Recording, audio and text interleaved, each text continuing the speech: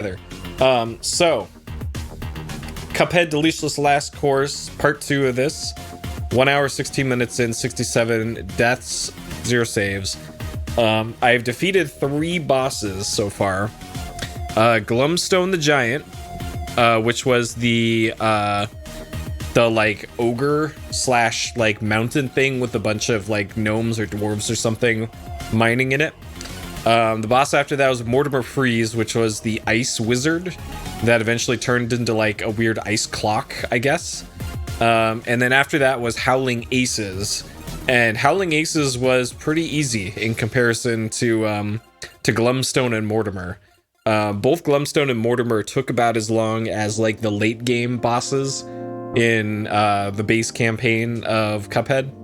Whereas Howling Aces, like, I could see that being a little tricky, but I managed to beat the boss in 5 deaths, as opposed to like 30 plus deaths for the other ones. So, I don't know, maybe I just got lucky, but that one didn't seem too hard to me.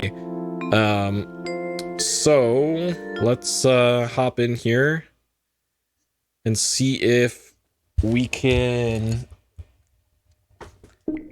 beat Cuphead DLC tonight.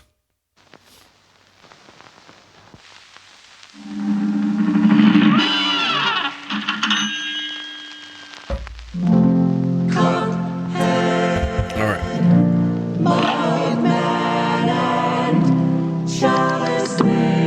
Let me make sure my controls are good. Yep, okay.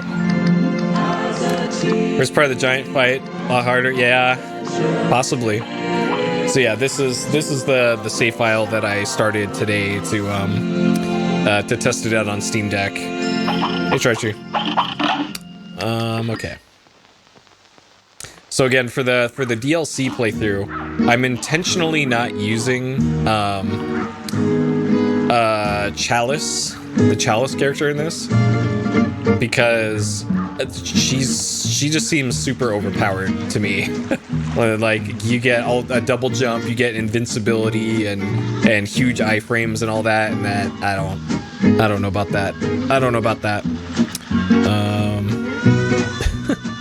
Nobody's been even close in the guesses for the mystery game. I'm a little surprised, actually. Boo, did I scare you? Nothing I love more than a good ghost story around the campfire. I heard word of a ghostly gal roughing up no good varmints around here. I reckon I'd keep track of her exploits myself.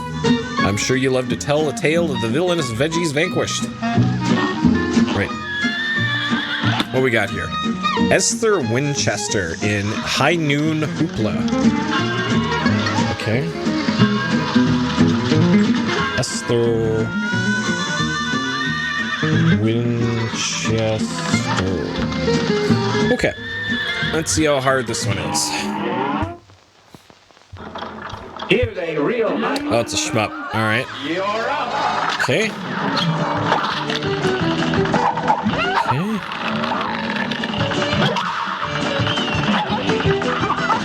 Okay, so the dynamite, I may or may not be able to parry? No, you can't parry that. Okay, it has to be pink, not red. Okay. Oh, shit. How far did I get? Oh, okay, so we were almost to phase 2. Alright. Okay. I didn't see anything that I could parry there. Shit. Okay. It looks like bombs might be out of the question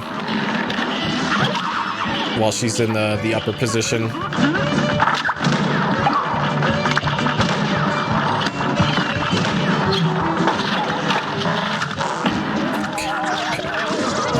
Okay. Alright, we made it to phase 2, but I didn't actually see what phase 2 was. Now go.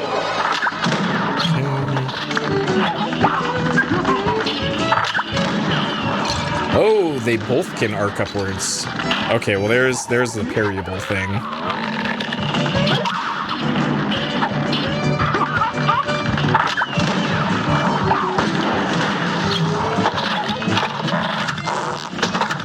Okay, phase 2.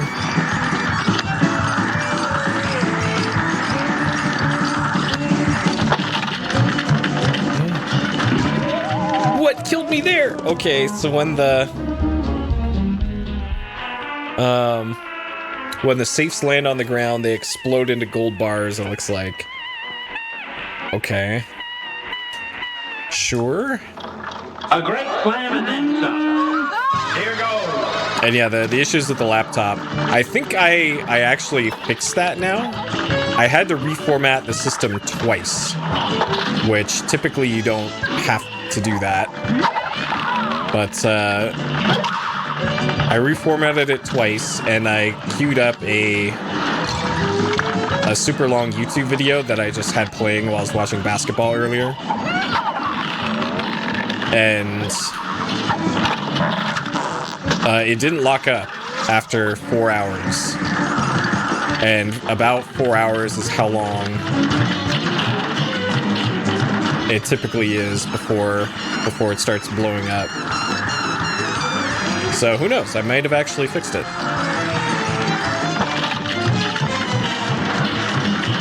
Oh man. Oh. Okay, wasn't anything I could do there. Okay. Oh no! Turned into hot dogs. Oh shit. Alright. Man, this is tricky. Let's be franks here. I'm your worst nightmare. Right. Okay. Here's a real high-class bout. And begin. Well, I think it's more like there's oh shit. Okay, let's just take the L here. Take the L here. Here's a real high-class bout. I think it was recovering from the gigabyte recovery partition that's built into the system, even though I told it not to do that. So I deleted the recovery partition too. This match will get red hot. Here goes. And then I think that's what finally fixed it. There's also a BIOS update from about a week ago, I think. It was like the 22nd.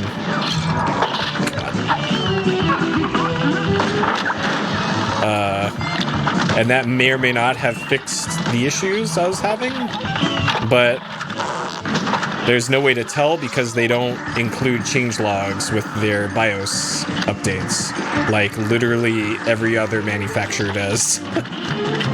It's like, hey, here's a BIOS update, please install it. What? How did I not figure that? Shit.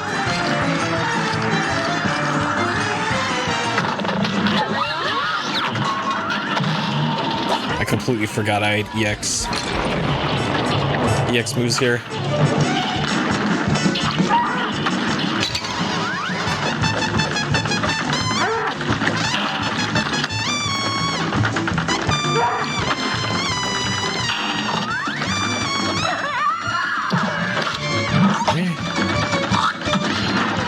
What is this? What is this? Holy moly. Okay. Fuck. Oh, man. How close is that? Oh, man. Okay. Okay.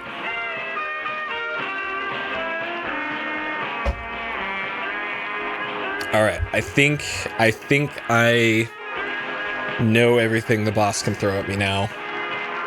All right. This time we got him downloaded. It's on.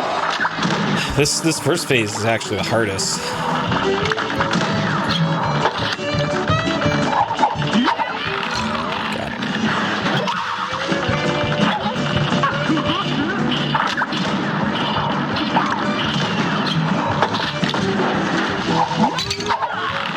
Man, there's so many patterns this boss has that just kind of traps you in a corner.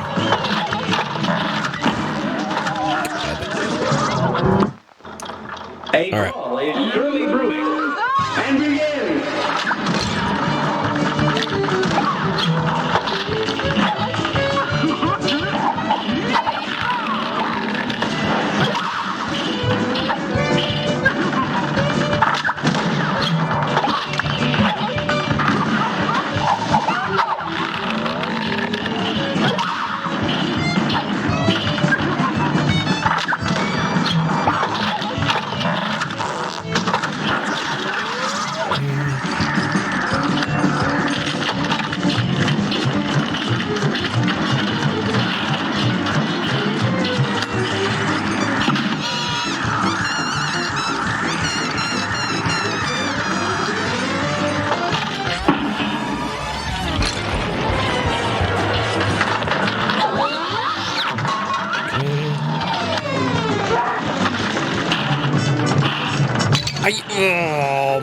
how did the...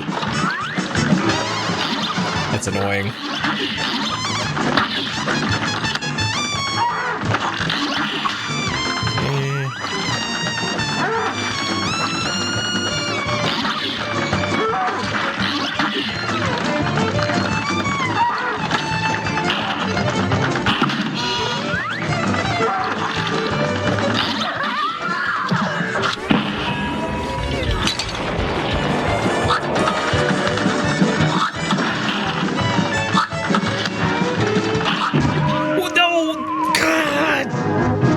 I parried that. Bullshit.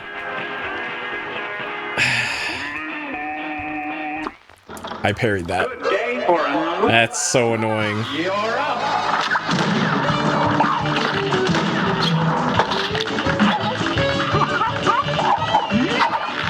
Okay. So the birds that drop the dynamite, you can't actually kill.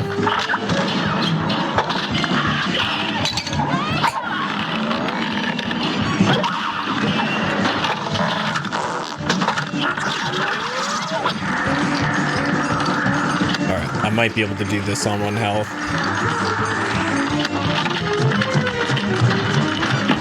Or not. Or not.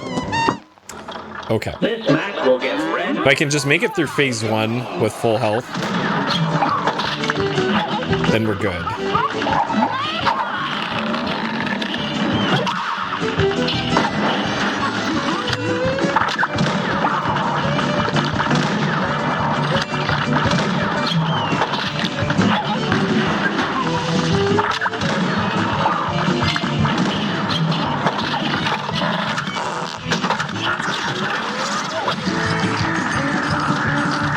Okay. I'm a lot more confident about this now.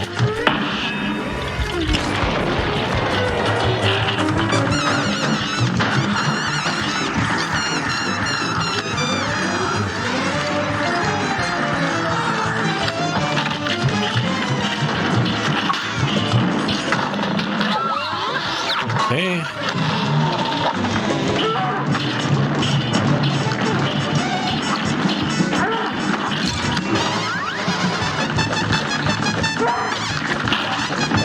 No, God. So there's a little bit of a cooldown on the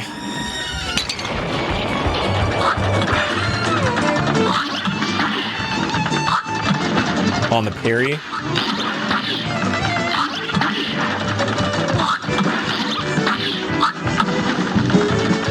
All right, come on. You got this. Got him. Let's go. Okay. 128.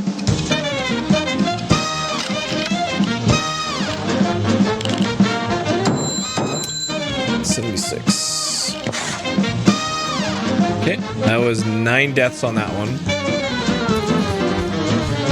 Okay.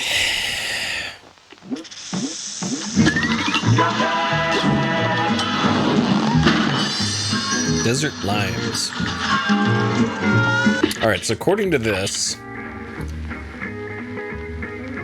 there's one more near the start, I guess? What is this? Moonshine Ma, Bootlegger Boogie.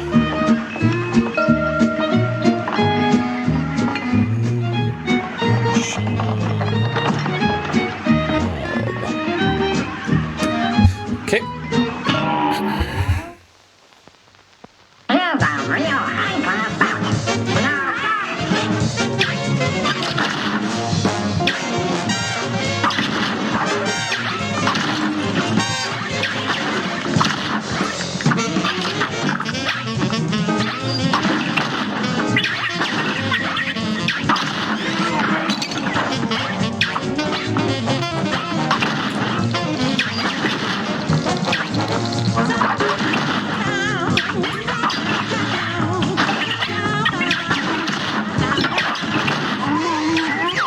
Okay, so that must be phase 1. Phase 2. Okay.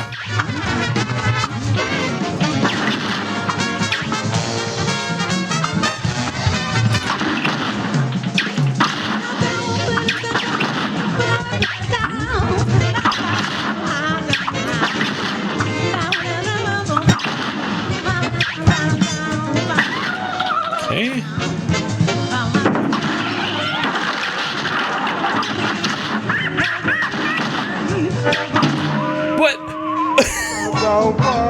Okay, so that's phase 3. One thing this nose knows is used cup's gonna be pushing up roses. Okay. So the nose goes off to the side of the screen. And I'm assuming it's always gonna target whatever platform that you're currently on when it starts the nose poke, maybe? Or starts the animation moving to the side.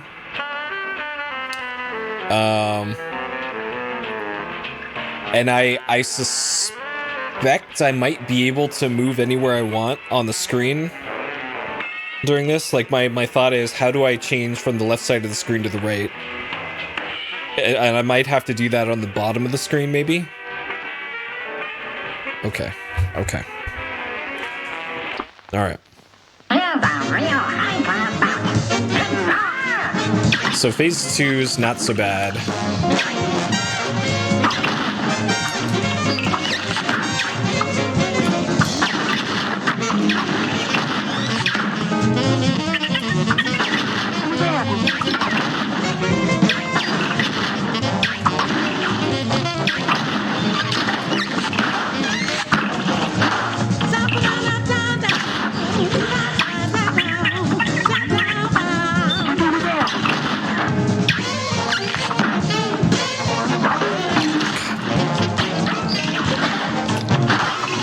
Oh god.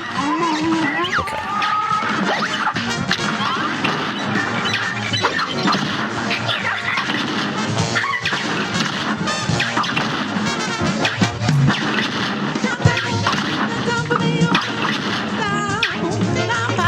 So it appears the pattern. Oh, shit. Ran right into that. Oh, man. Hello, Lock and 2. Welcome.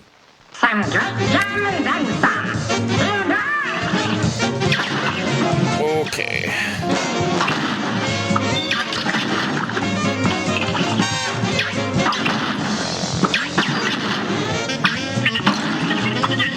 Couldn't parry that one.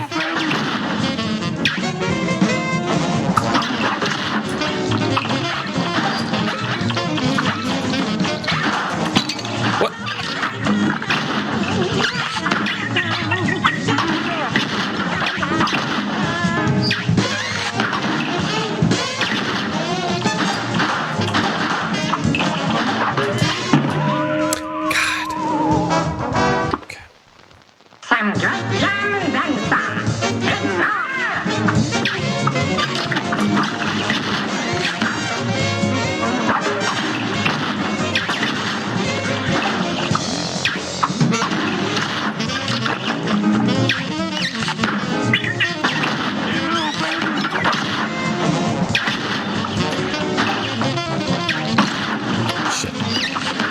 It's hard to tell when the henchmen appear on screen.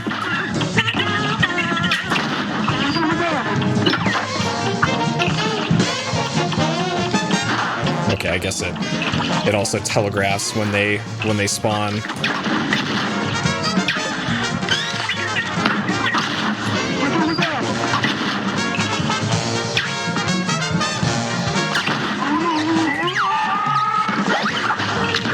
Okay.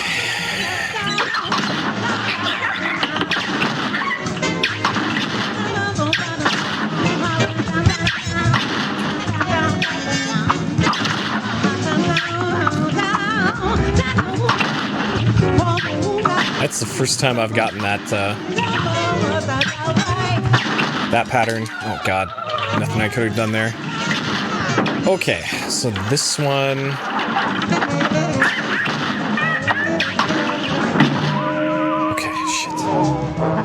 Alright, so I died to the exact same place there, to the snout going off screen. So once he puts the hat back on, I have about a second. Okay. Okay.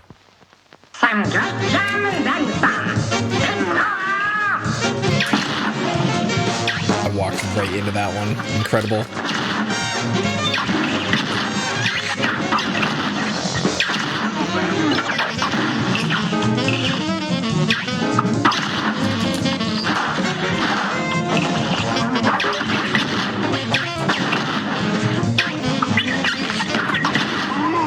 Okay.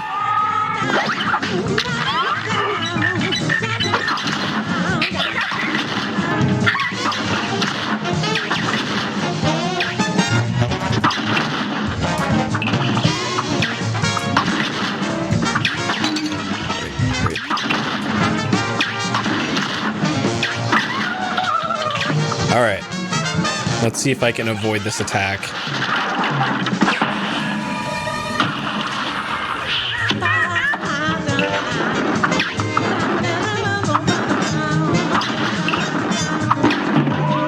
Okay, so he just does that. Okay. Hey, guy on YouTube. I'm not looking for advice or hints or anything. Please keep it to yourself. I don't care.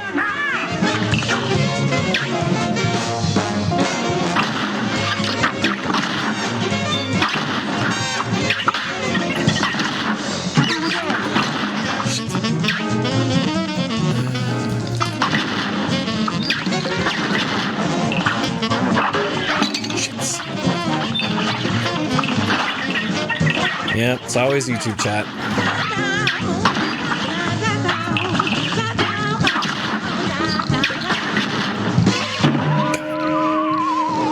Okay.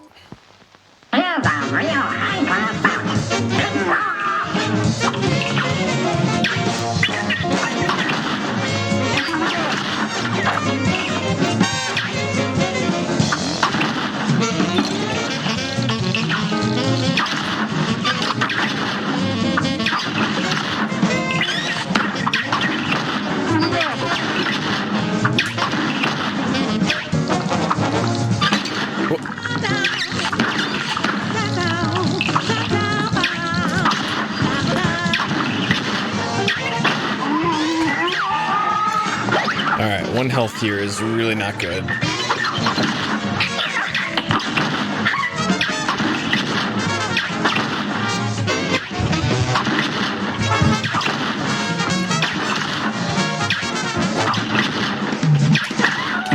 No! Oh, God. Okay. Good day for a swell battle.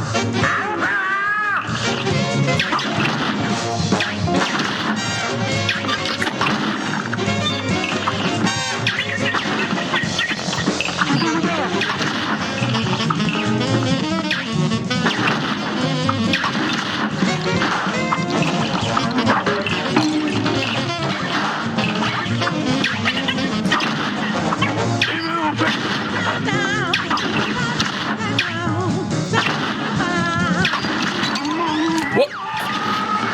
Man.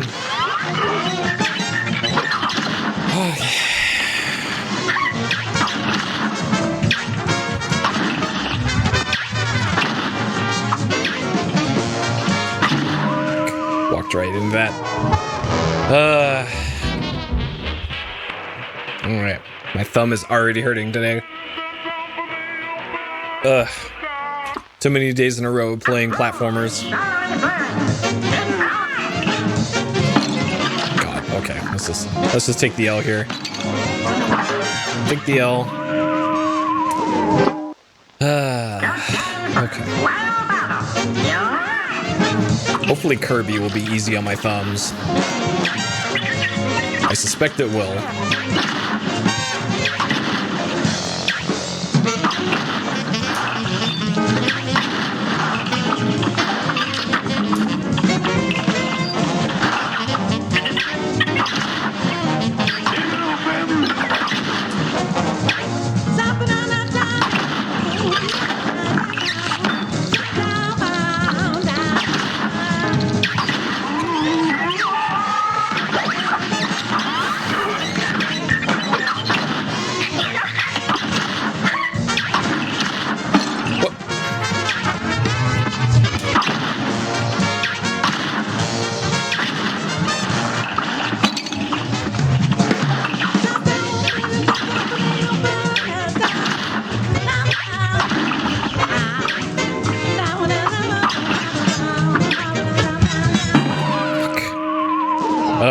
Feels like I just got a bad pattern there. I probably could have dashed, though. Okay.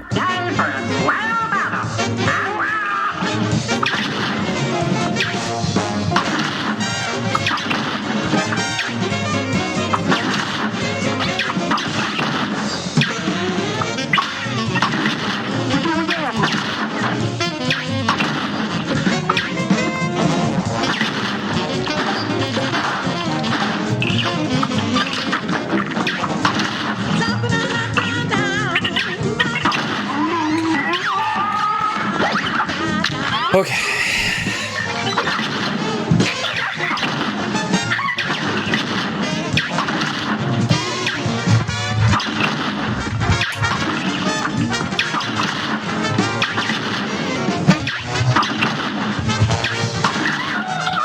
Okay.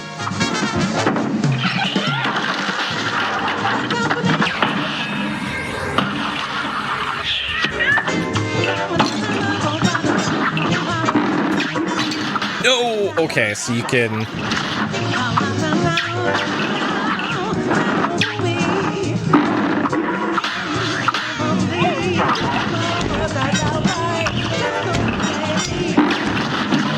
Okay. I'm not sure how doing that gets him to take the hat off, though. Because we need to... the boss here appears to be the snail for part 3. But maybe I can damage the snout?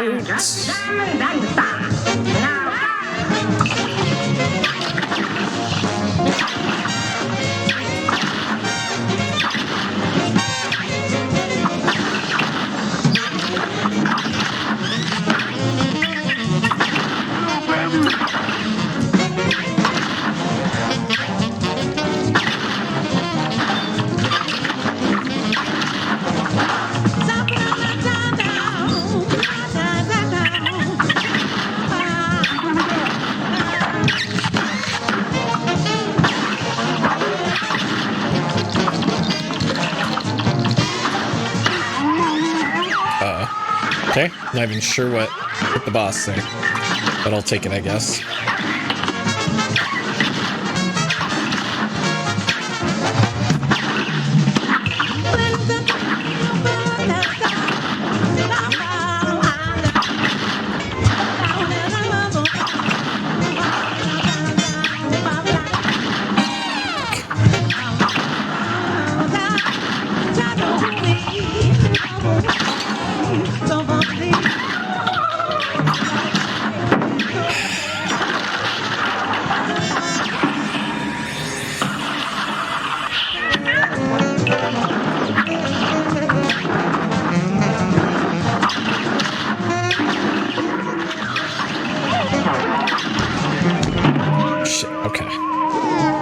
Okay, so you can damage the snout.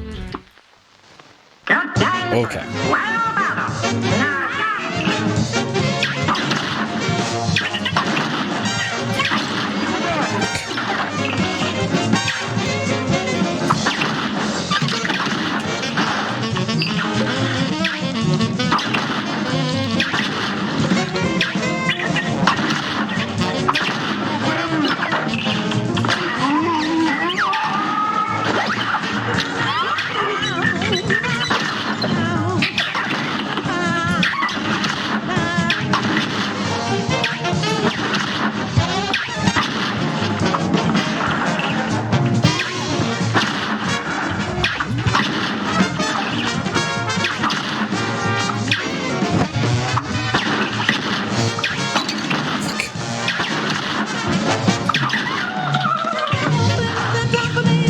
Okay.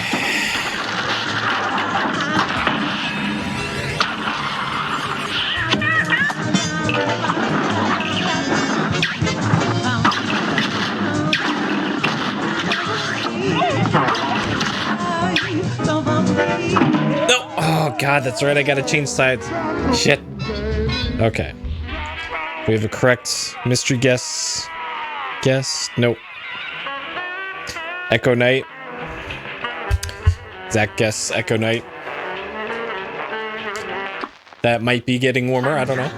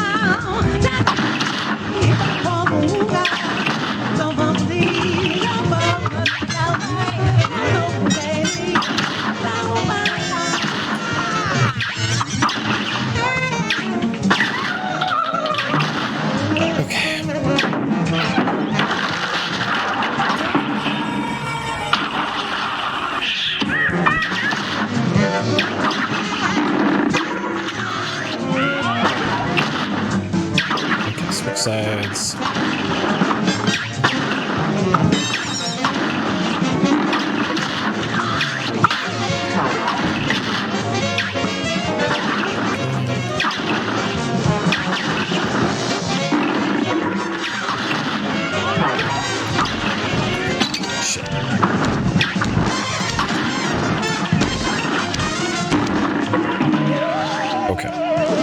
Actually, it looks like I want to stay on the bottom and on the bottom middle.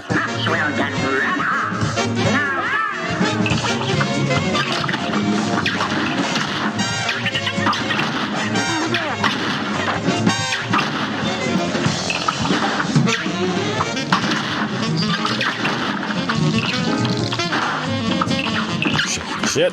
Okay. You can just jump over.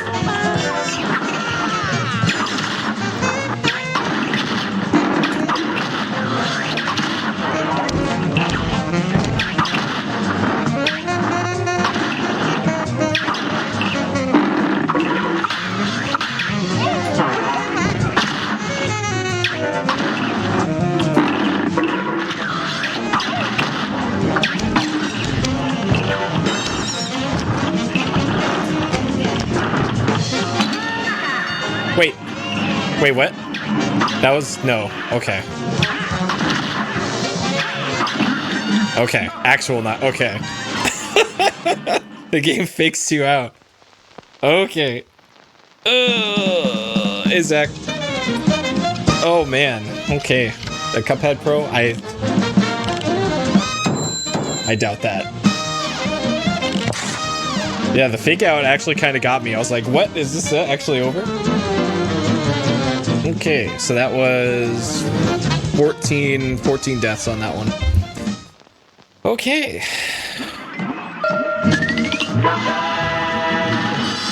Yeah, that one was, had some interesting patterns to that one. Distillery dough. We did it! That was the last ingredient we needed for the Wonder Tart. Let's get back to Salt Baker Lickety Split. Okay. So yeah, according to this...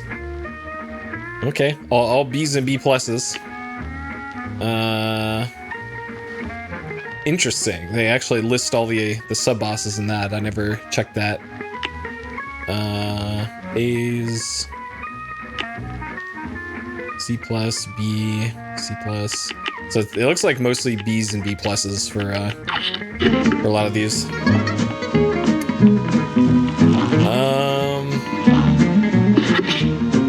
Not so fast, little cup. Only Ms. Chalice can explore the magical recipe book.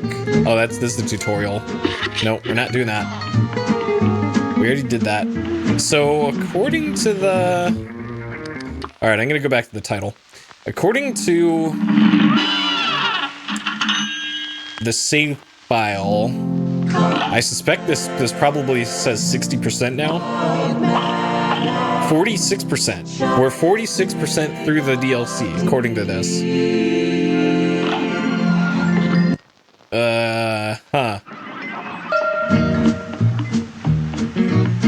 So I must have been missing something.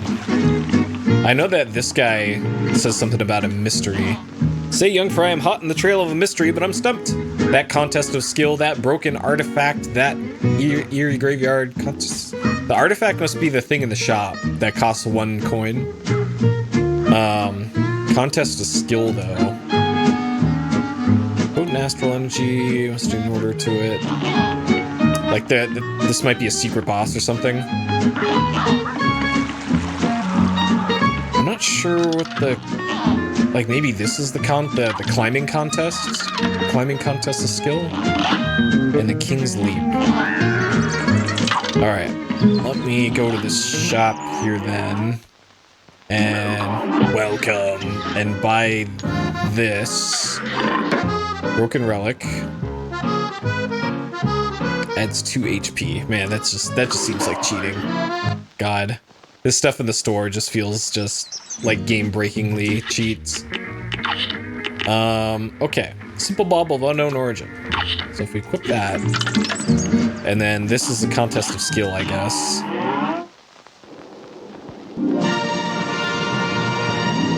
What this? Hail, ye cups! I bid thee welcome to my floating palace. I am the one true king, the king of games. King of games greets you with pomp and much ado. To thine's own gameplay true, or thus thou fate shall rue.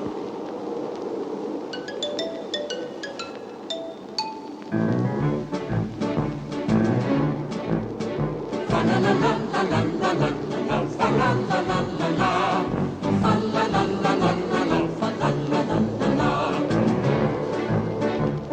This better not be nothing but platformers. Or whatever this is. From afar, I've seen you battle with zeal and aplomb. And lo, I grant thee a place in my royal tourney. In these bouts, your weapons and charms shan't be of use. You'll have to find different means to best my champions. From victories riches, now into the fray with haste. Okay, so this sounds like a challenge area that you can't use anything but the pea shooter, but that's fine with me. Oh, okay, I can't shoot at all. Okay, so this is... Pretty sure I parried that before. Okay.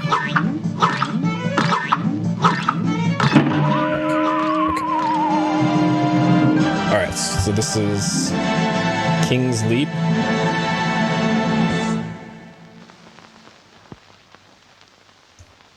Okay. I'm gonna keep track of the deaths here then. There's one death there. Now go!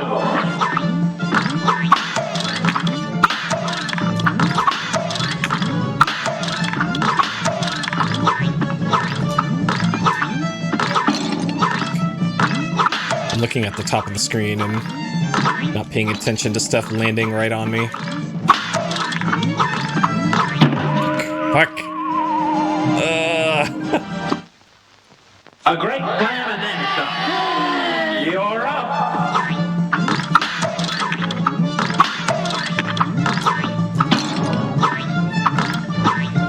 Okay, so the ones that are about to jump make like a little extra animation.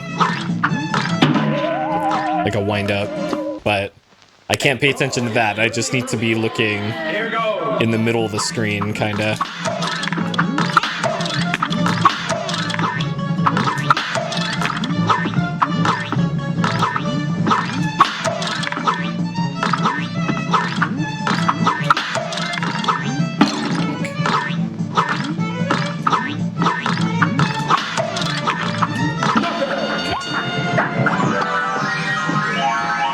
Okay. That looks like a Doraemon.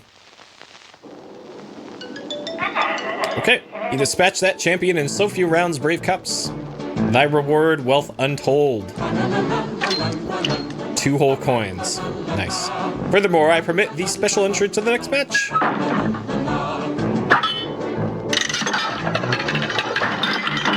Okay, so it looks like there's 8 of these, I guess. Good day for well battled. Here goes.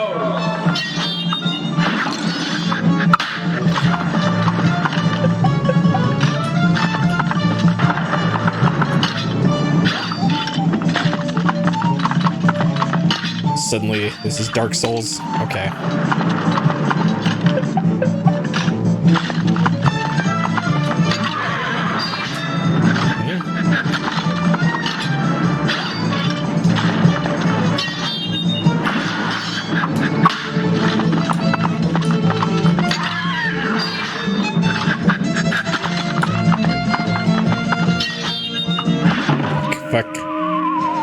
That's the charge. A W for me and an L for you. Okay. Okay. So King's Leap 1 was 93 deaths. Okay, and then this one starts at 2. I'm running out of space on my spreadsheet.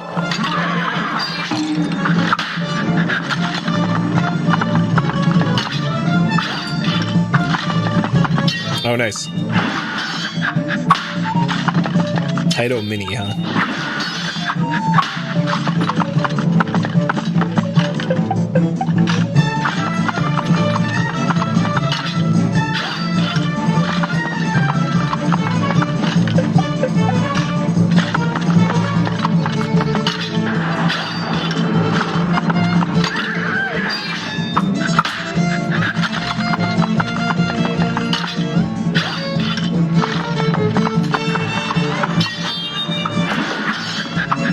No, God.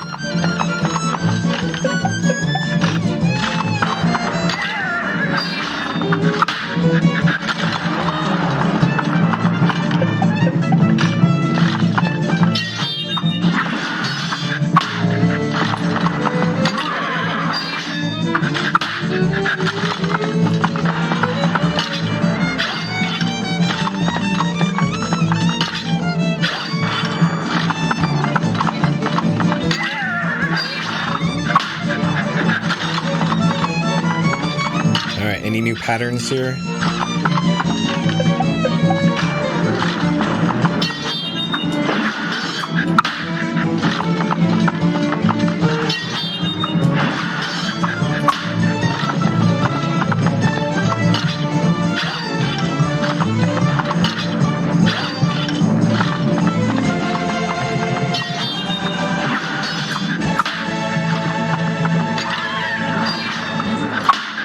Should be almost dead here, judging by the health bar last time.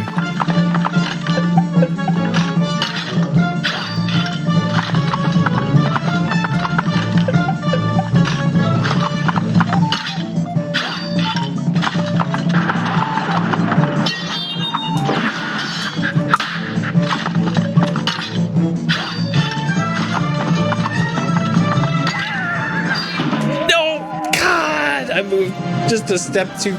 Man, I was nowhere near killing it then. Okay, so on that, when it does the big arc overhead, I think I can get 2 hits in on it. Like multiple one. This is a DLC. It's roughly the length of a third of the game, it looks like. So the original game came out in 2017, and the DLC came out in 2022, so... It's not enough to be a full-blown sequel, but it took so long to make, it might as well be.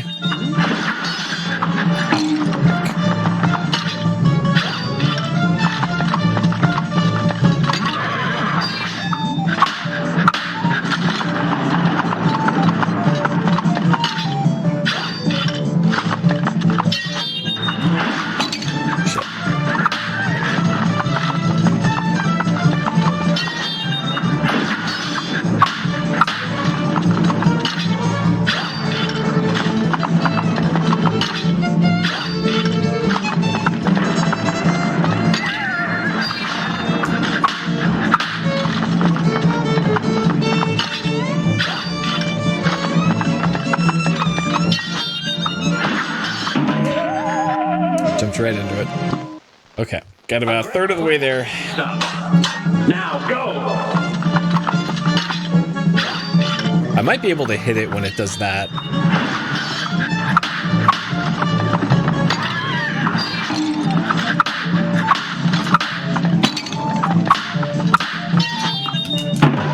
Okay, I could do some damage boosting here, I guess. And begin.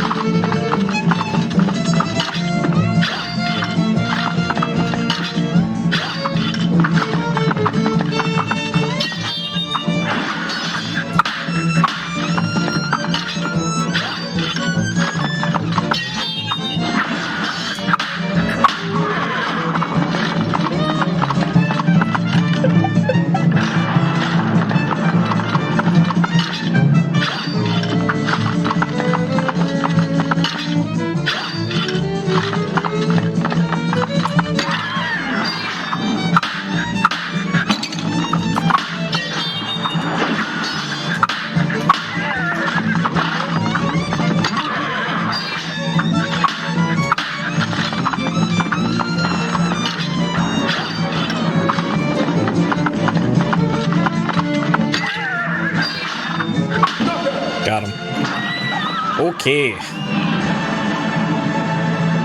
Alright, that one was 4 deaths for that one. Again, on Zephyr's wings, you flew through that clash. Thy reward wealth untold. 2 whole coins. Furthermore, I permit thee special entry to the next match.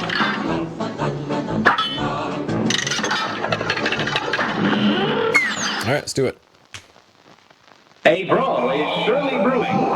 Here goes.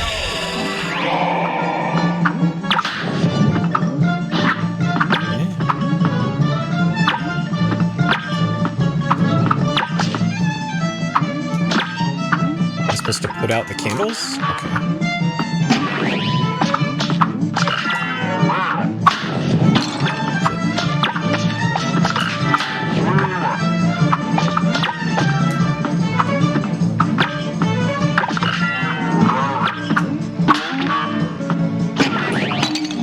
Dude, you can't spawn on top of me? That's some bullshit.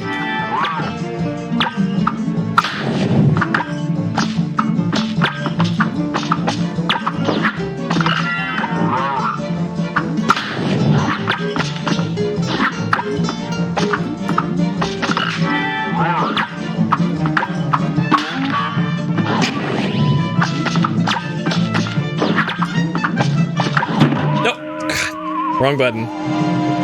Wrong button. Okay, so we got it to the final phase, though. I got you beat from every angle. Sure. Here's a real high-class. Alright, now that I know how this fight works. We got this.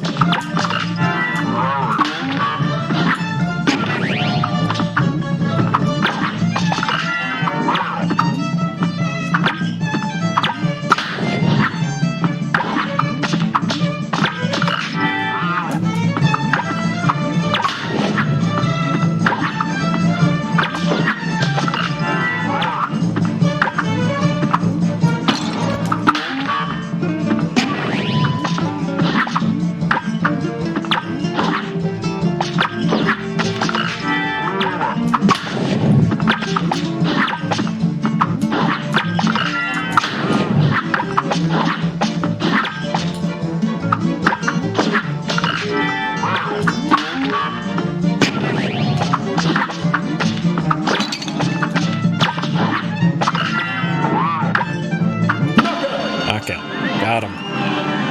That was 1 death? 97. Okay, 1 death on that. Not too bad. Hark! You have displayed such expediency. Thy reward wealth untold. Is it 2 coins? Yes. Furthermore, I permit thee special entry to the next match. Did they do the Roman numeral properly? They do. Nice. A great slam and then some. Here goes. Okay.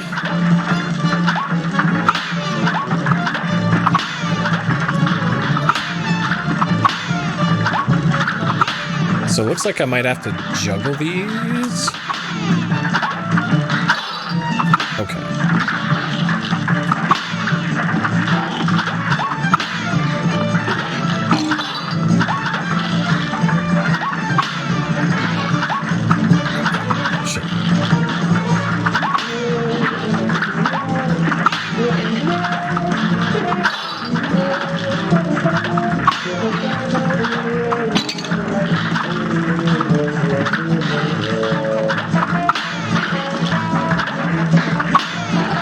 I'm surprised there isn't more of a penalty for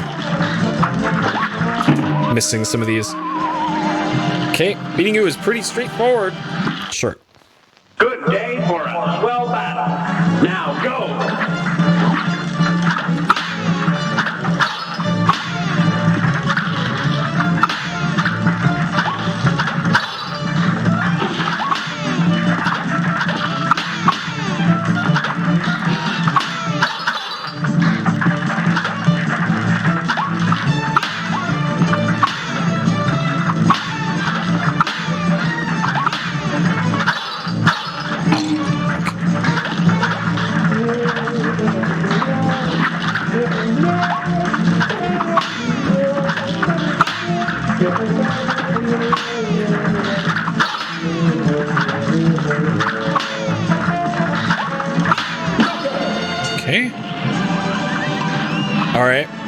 According to the health bar thing, there are multiple phases, but I guess not. Sure, so that was 1 death on that. An area challenger is bested by champions with such brevity. Thy reward, wealth untold. Okay. Furthermore, I permit thee special entry to the next match. Okay. 5. This might be against the king. A brawl is surely brewing. Now go. Okay, so these...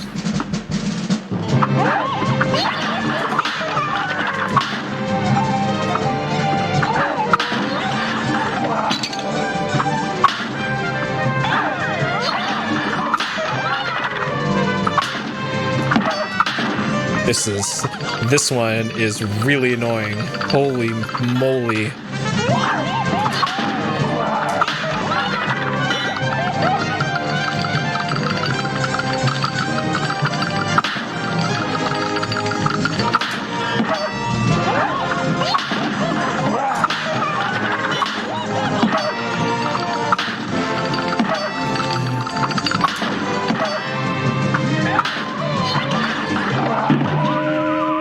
I'm just mashing on the jump button, trying to get that in time. Too little, too late. I dare say that's checkmate. All right, that's 1 death on this. Day for a swell match. You're up.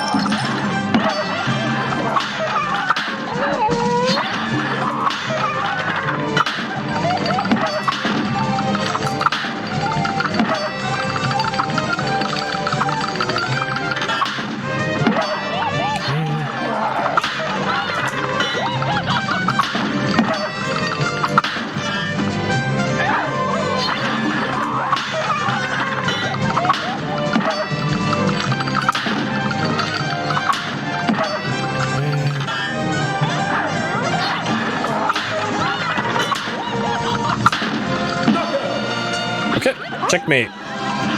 That was 1 death, I think, on that one. So 100 deaths. And I got an achievement. Hark to my new champions, the remaining spoils.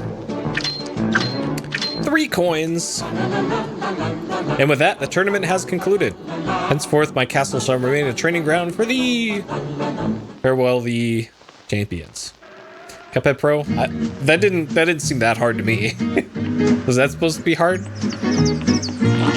Okay, so we have the broken relic equipped. And we did that. And then now there's the graveyard.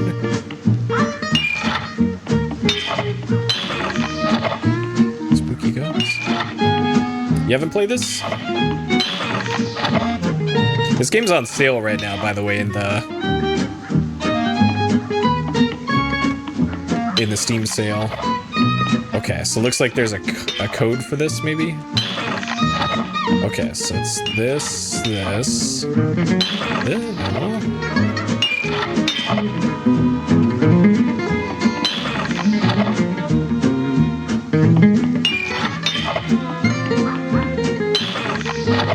Oh, backlogs, yeah.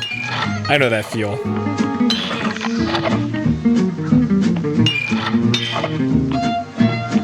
It sure feels like I've tried all the combinations here. Hot in the Trail of Mystery. Contest skill, broken artifact, eerie graveyard. Astral energy. Must be an order method to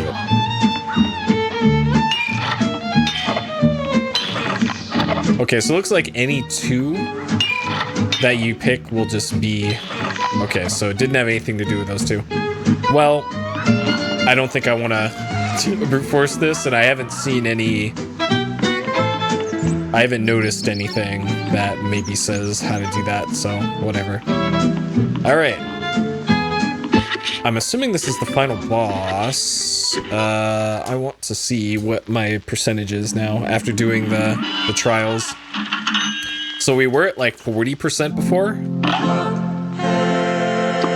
And now we're at 58%. So I must be missing a lot of something in this.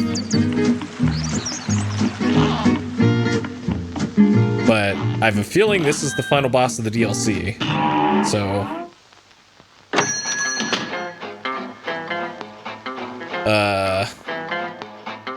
We got to go to the basement of the bakery, huh? Oh my god. What manner of unspeakable horrors are down here? Is it a platforming oh no. Welcome back, you meddlesome brats. I didn't think you'd be back so soon. No matter, it's too late to stop me now. The Wonder Tart will be my finest work yet. A shame I never told you about the most important secret ingredient. A living soul! While you suckers were out doing my bidding, I nabbed your little friend here. When her soul is baked into the Wonder Tart, the cosmic powers of the astral plane will be mine. Cuphead, Mugman, you gotta help me. But first, I'll take those ingredients, and then I'll use your heads as serving dishes. Okay. Good day for well. All right. And begin. It's time for a swell battle.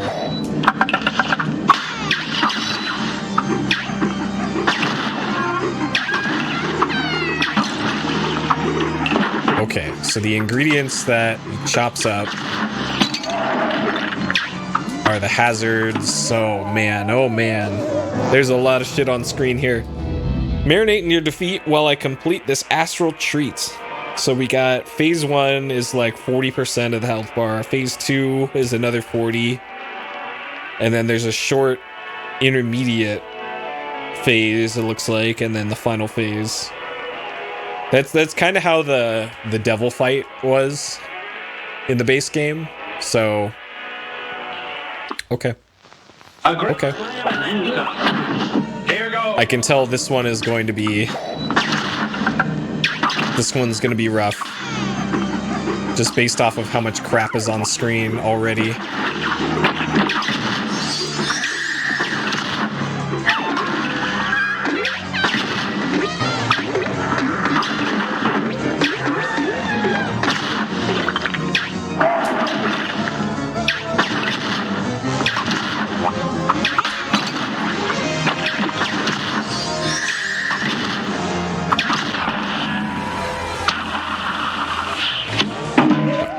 Walked right into that one. Okay, so we almost made it out of phase 1. Here's a real Okay. Now go. I might want to actually just use the pea shooter for this, because I know at least a few of those obstacles I could kill. Like the animal crackers that came on screen. But that was only that one attack, so maybe that's not worth it actually, now that I think about it. Red hot. Here goes.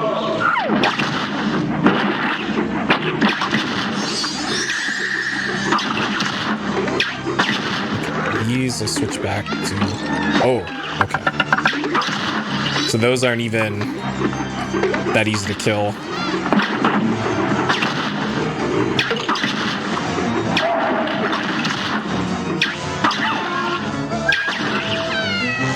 Man, it's got a really difficult to hit hitbox too.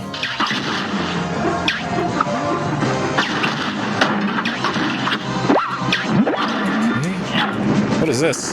Oh, geez. Okay. Oh my god, okay. So what do we have here? So we got pepper in the corners of the screen and a flame in the middle.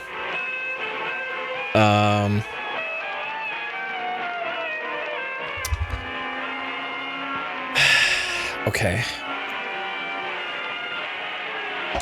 All right. A brawl is surely brewing. You're up.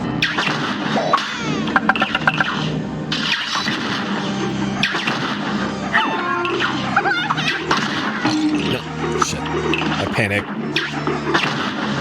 panic dash there. Oh god.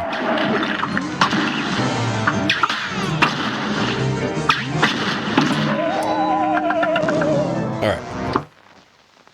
So we started this fight at 100 deaths. It's on.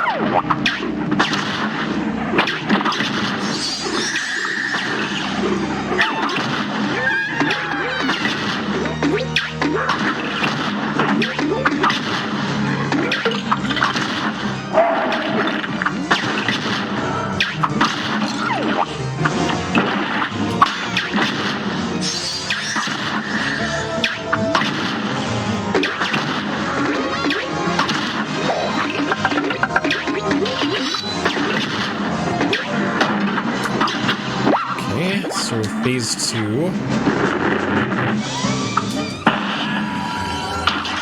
Oh, you can't damage him on phase 2. Fuck. Until he's... Oh, you gotta... Okay, so the pepper... Okay. Okay, now I know. And it looks like I can farm super...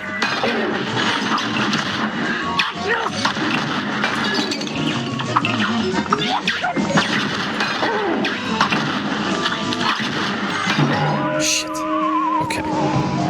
That's annoying that I wasted a super there, but that also means I can use the super early to get to phase 2 earlier. Now go! I'll just use it earlier in this.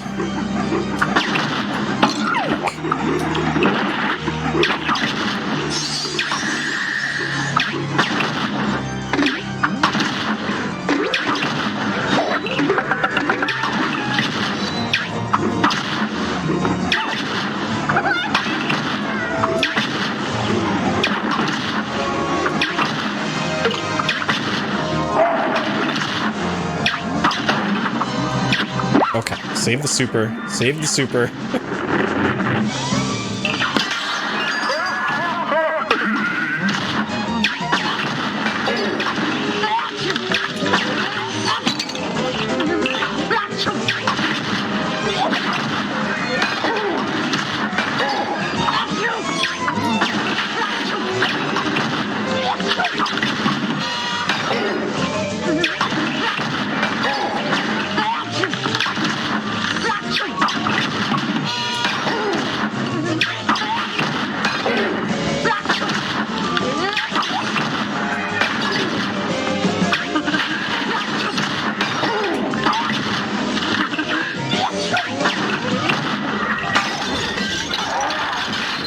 Okay. Alright, so now we're in the transition phase, I guess. What is this? What is this shit? Oh my god. Okay. Alright. So phase 2, pretty simple.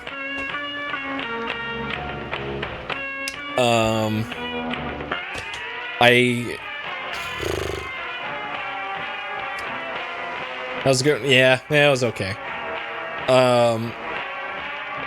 So I'm not sure about that thing in the bottom of the screen. I'm assuming touching that will probably damage me. And then I guess the other assumption I'm gonna make for this is the boss is always gonna spawn in from the right side, the little spinny thing. And if so, then I want to start off with the super probably from the left side of the screen, shooting to the right. Probably is how I want to do that. Okay. All right. It's currently brewing. And begin!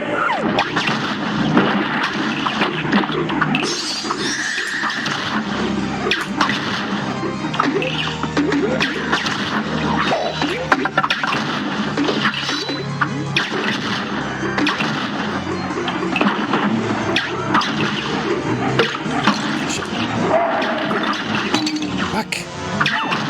Okay, that was a poor attempt. Okay. Well done. Here goes. I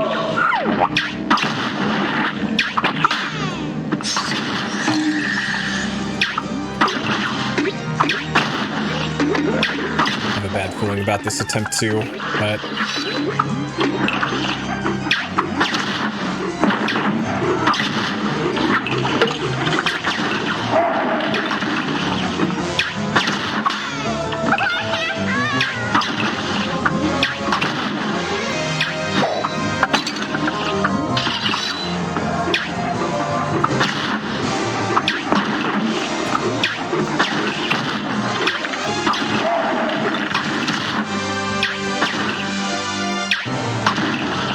How is this not dead yet? Jesus. Alright, let's do this. Oh, okay, fine. Fine. Sure. A brawl is surely brewing. Here goes.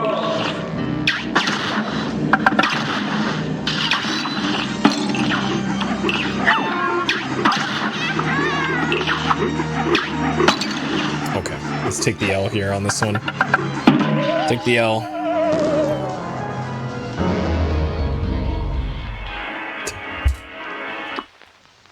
A brawl is surely brewing. And begin.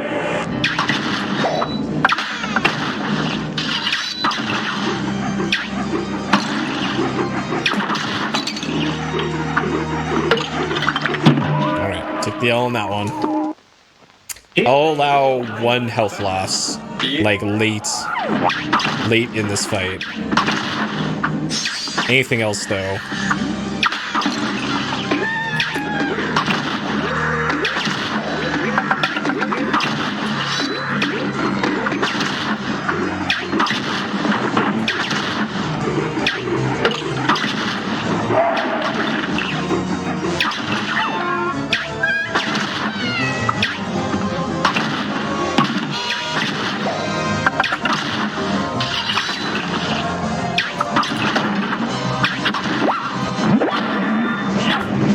All right.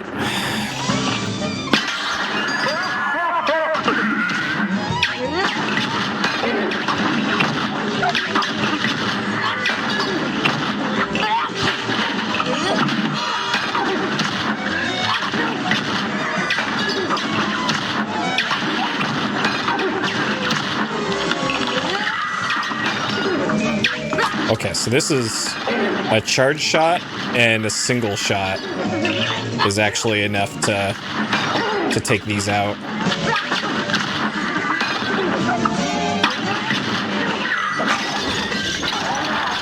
Okay, so I'm going to stay on the left side of the screen.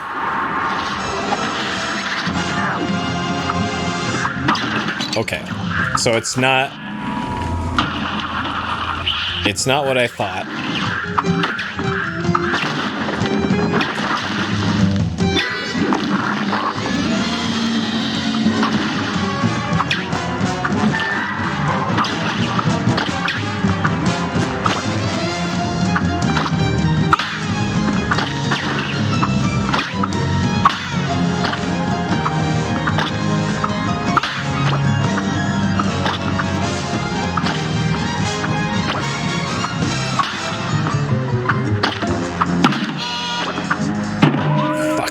Was that the final form? Okay, not quite. Okay, that was just before the final form. Okay. Okay, we almost made it to the last part. Okay, so now I did learn something. So in the pepper shaker phase, it is 1 charge shot and 1 uncharged shot tap. And that's enough to get those things. Now go. To do damage.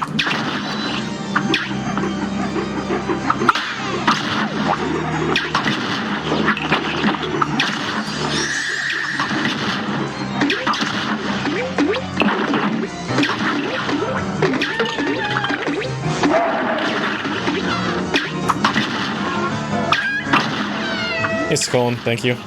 This is the final boss, I think. So we're getting there.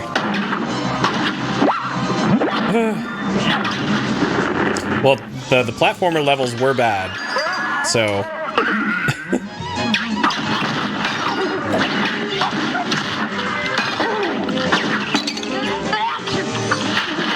Okay, can I just? All right, let's just do this.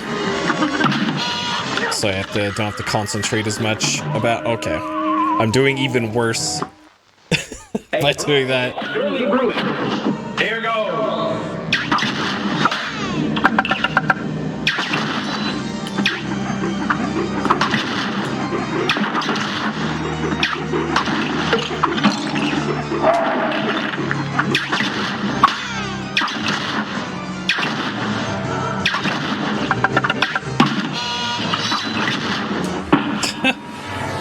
Yeah.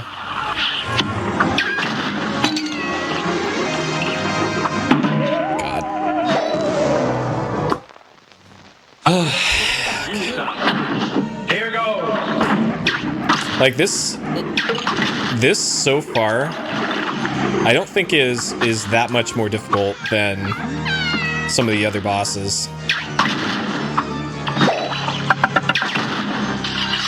I know, famous last words, and I'm going to be on this for hours now, but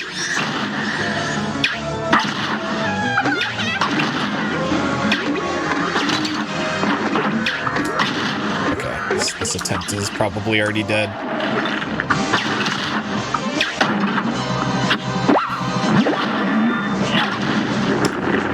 Okay.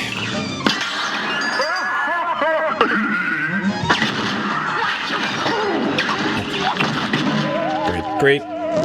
So you can't even damage those until he's done with the laugh. Okay. Now go.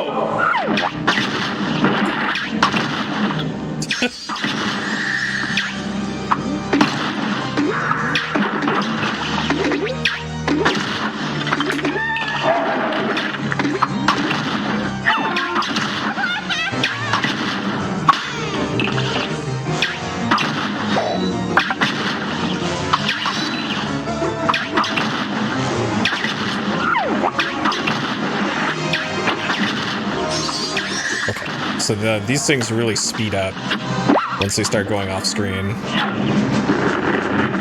Okay, so I can't do anything until now.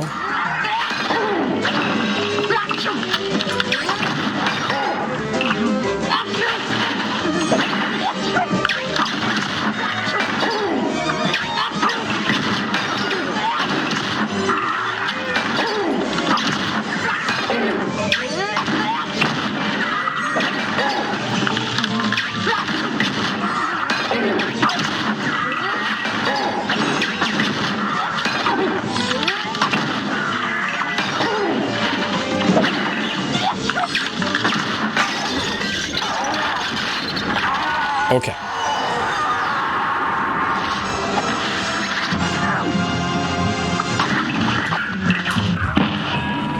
I should have jumped before I did that. That was a mistake.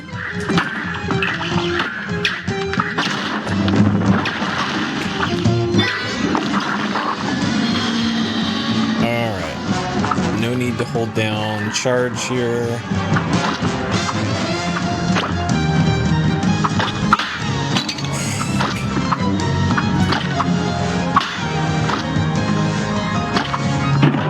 Dude, oh man. So one of the hardest things to do in this game is to do a parry when you're close to the ground or just jumping up to a second platform. So of course they made a huge part of this encounter being like the hardest thing to do in the game.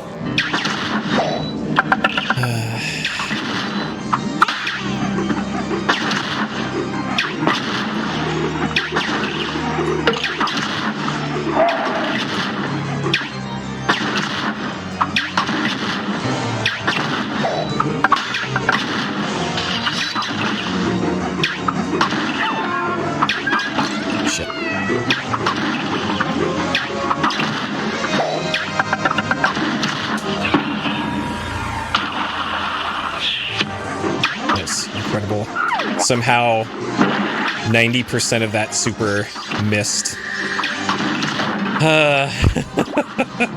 God.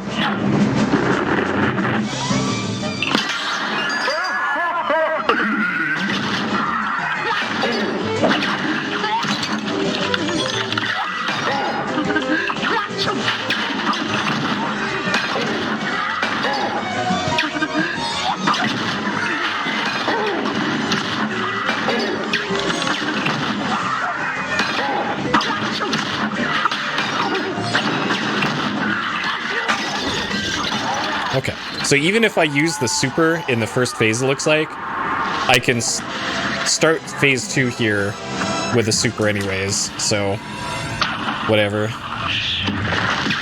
Okay, and just immediately go to this phase. If I time it correctly. Fuck.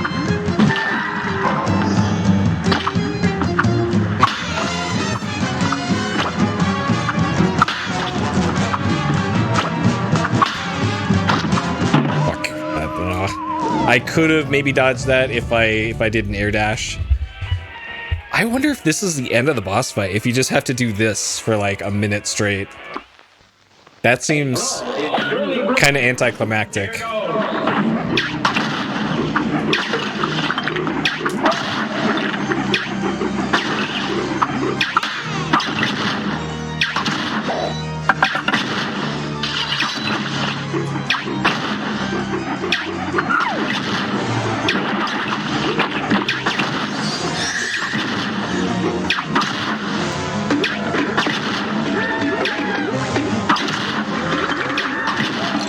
Shit.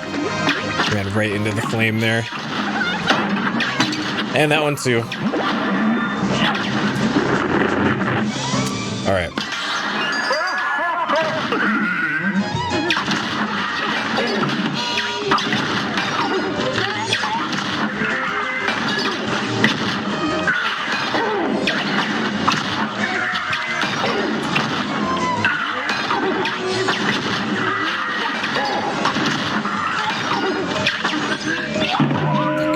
Jumped right into that.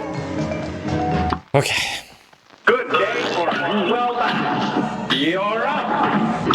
So it feels like this fight hinges on just getting a clean first phase, if possible.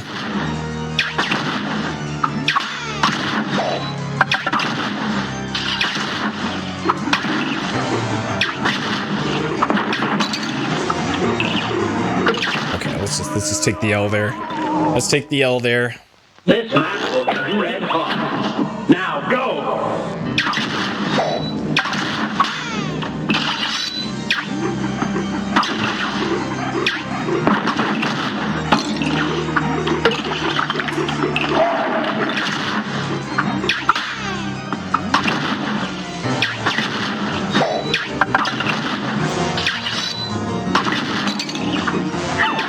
Of course. Alright, let's take the L there too. Of course something has to fly in off screen immediately when I jump. But I just need to stay away from the edges of the screen.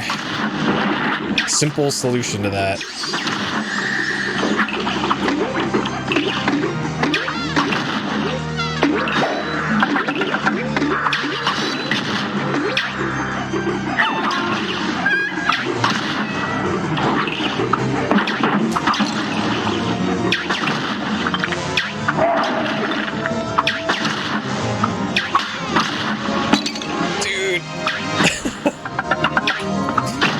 And I guess I need to not be in the center of the screen either. Because there's like 3 things that can converge on me at the same time. Good day for okay. You're up. At least phase 2 and phase 3 of this fight are really easy.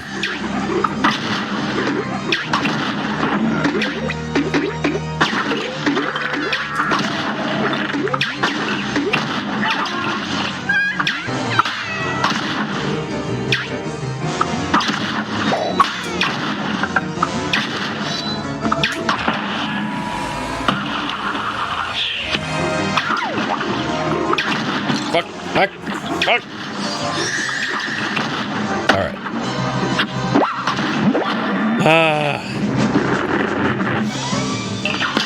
Hey, Boix.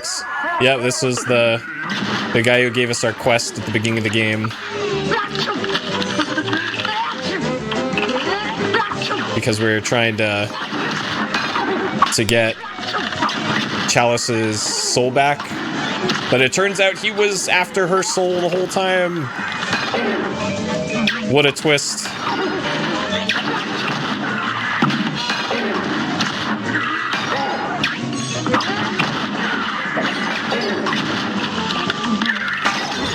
Okay. Alright, and then if I can set this up right, I should be able to kill this phase of the boss immediately when they spawn. Okay, not quite.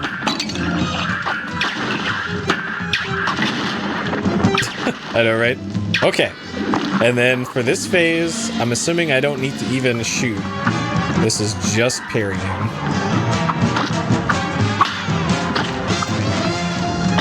And I guess if I'm just a little bit more patient in this, there's probably no danger at all.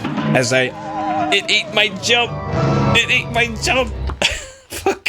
A great plan and then some. That's annoying. That's an annoying way to lose that. I probably walked off the edge, and then it just decided that I couldn't jump off the edge of the thing. Is probably what happened there.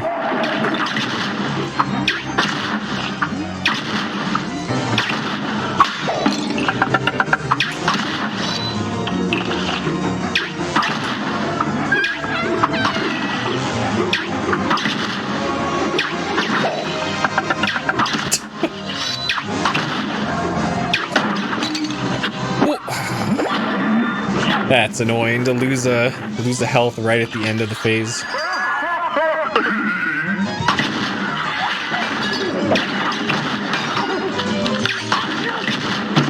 Okay, great. Good day for well done. And begin.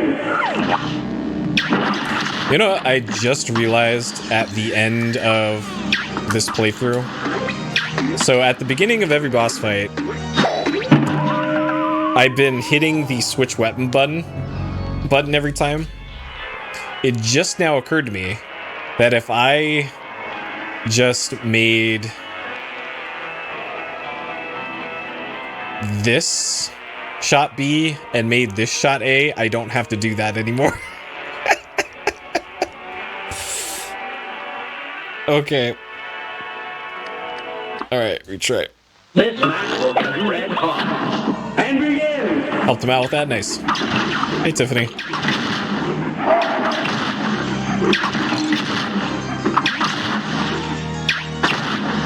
Did they get stuck on the Meryl part?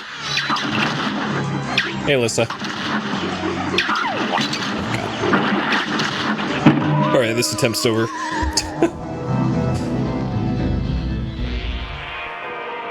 Alright, so I've made it to the final phase of this boss. The hardest part of this boss is the first part so far. The final phase is pretty straightforward. The second phase is consistent for the most part.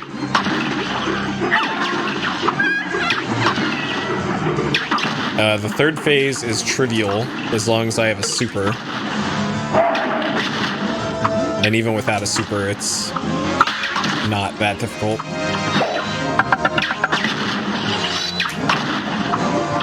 God. Know where I could have gone there.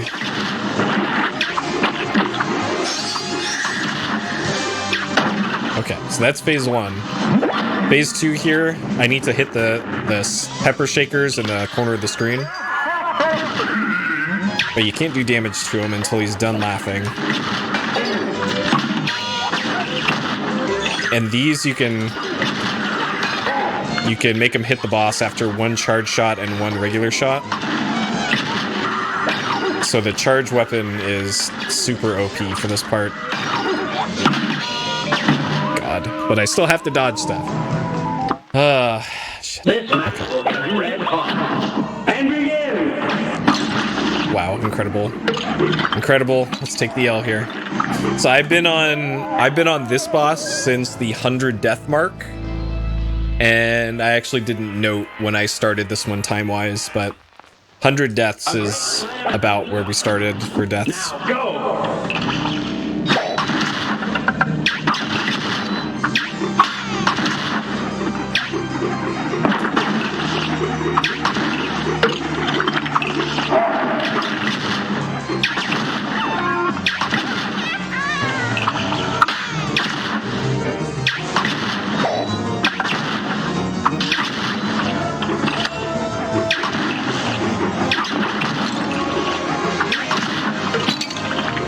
I was trying to jump to do the super here.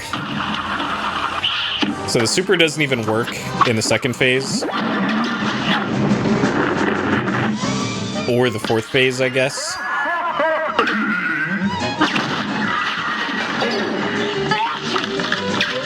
So you want to farm the super in this phase with that.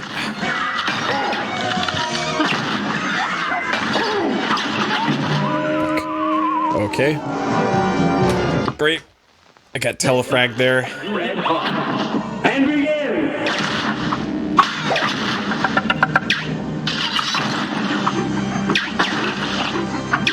God, the flame at the top of the screen is easily the most annoying part of this whole fight. Which I have a feeling the flame probably isn't there in the simple variation of this boss. Because this fight would be substantially easier without that.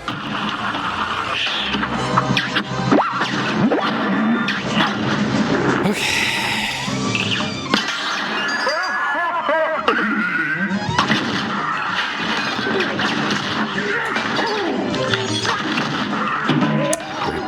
Walked right into that. This match will get red hot. Here goes.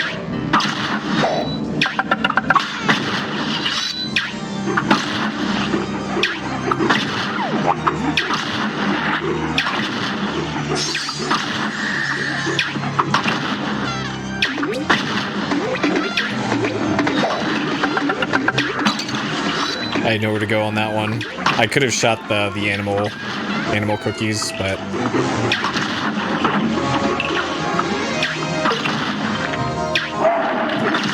that would have been too difficult.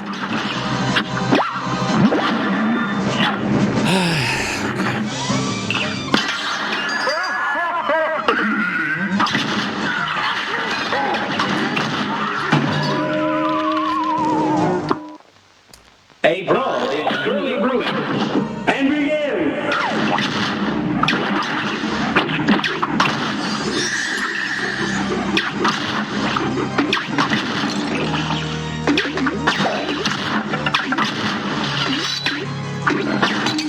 Dude. Just gonna take the L. Some of these, it just feels like there's nothing I can do for some of these patterns. You're up. I'm just caught out in wrong place, wrong time.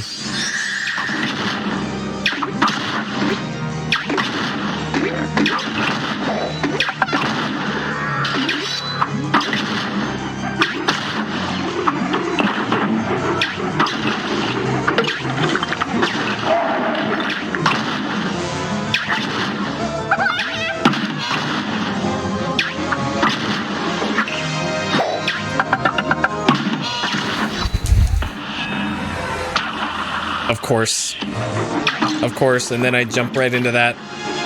This could have been a no-hit first phase here. God, that's so annoying.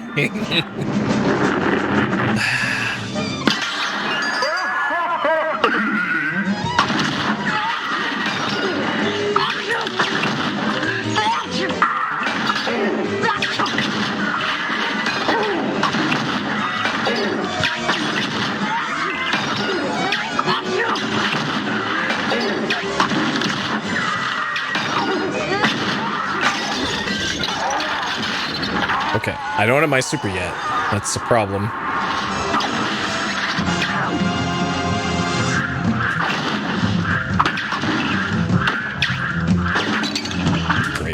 Great.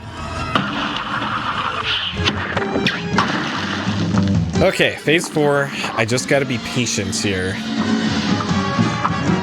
Have a little patience.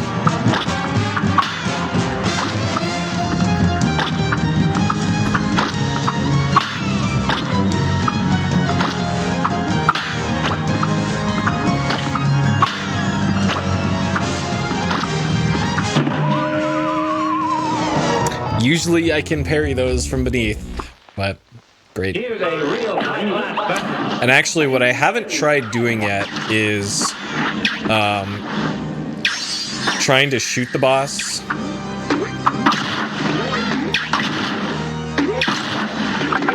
while it's gray, while the heart is gray. Because at the rate I was dealing damage to the boss there based off of its health bar, I'm not sure it is just parrying that you need to do for that part.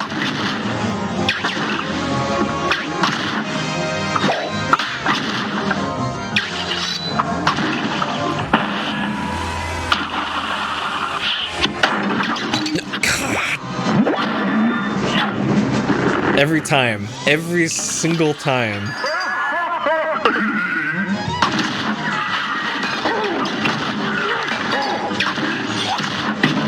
Every single time. I always get hit right before the phase change.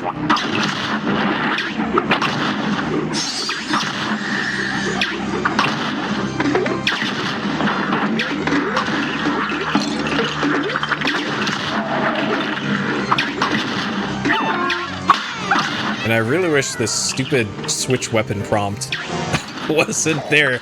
Like, game, this is literally the final boss. You don't need to tell me that left bumper switches the weapons. The entire reason why I changed my keybinds was that so it wouldn't... Oh, Jesus. Okay. Take the L here. A brawl is surely brewing. It's on. And now it's not showing it anymore. I don't get it.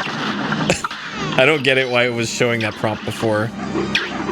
Maybe it's because I exited the fight earlier and went back to the equip screen.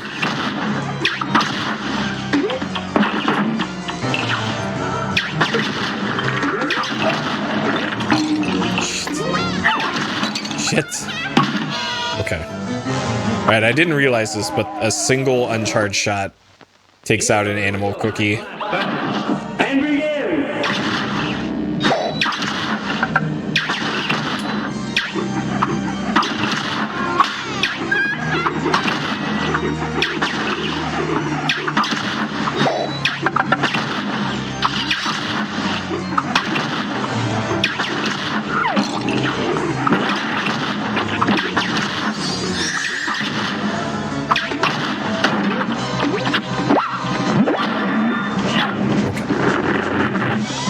Alright, less maulding, more winning.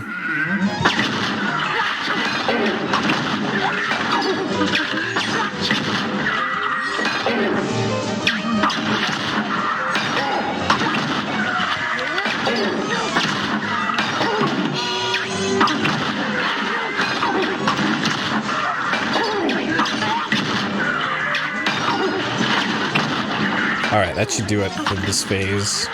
Or that. Okay, let's not miss this on this phase.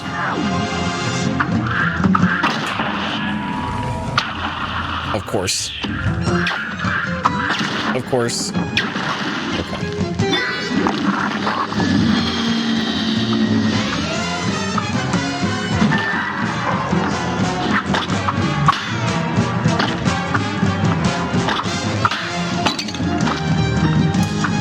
That's what I mean by being patient there. I just waited another...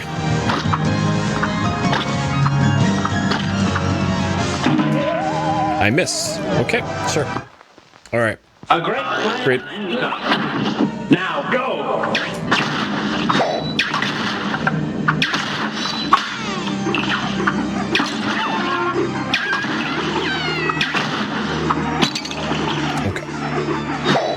Take the L here. There's an ant crawling on my leg. Great. You're up.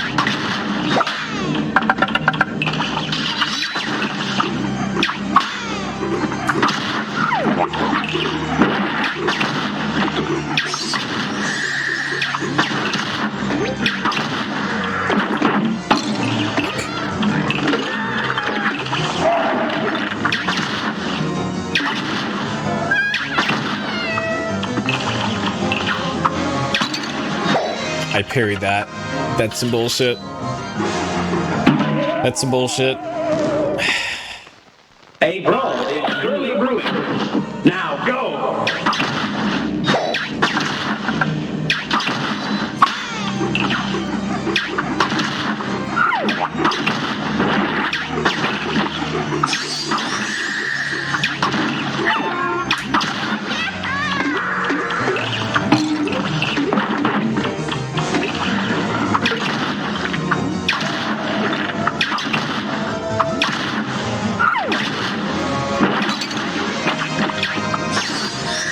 Man. Good day for You're up.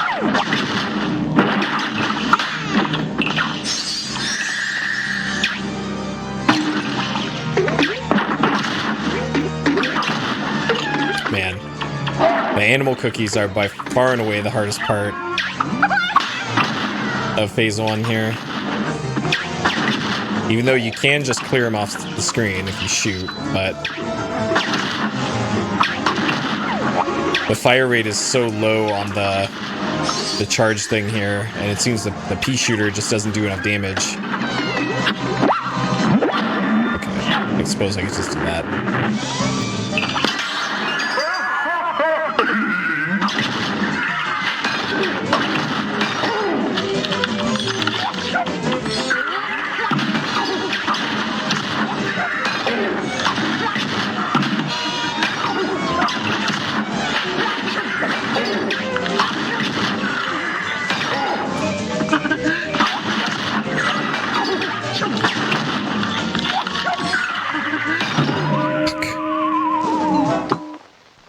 A great slam and then some.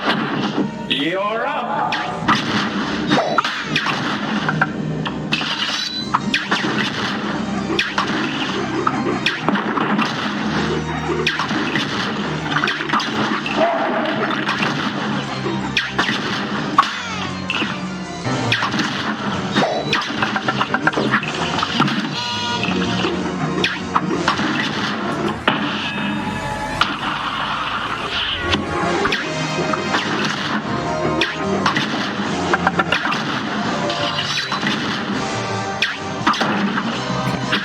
All right, full health, phase 1. This is the run.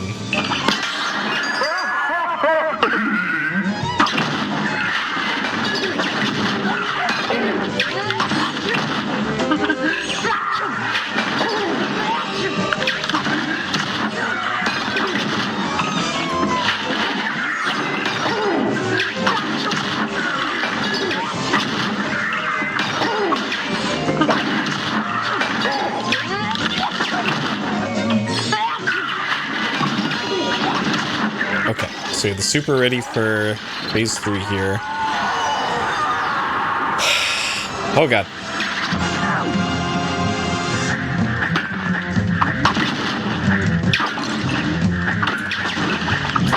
Okay, fine. Let's do this.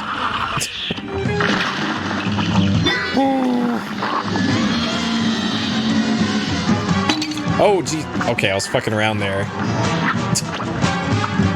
Great. What a way to lose the health right at the start.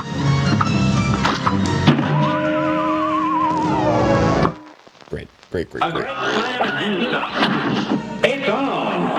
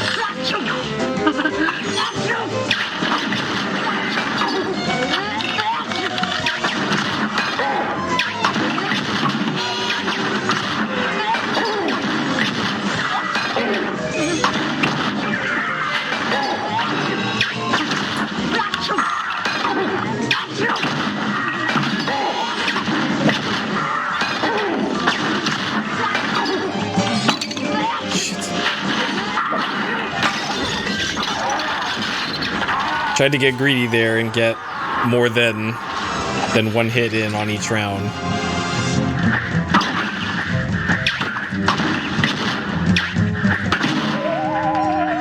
Okay. Good day for well done. Now go.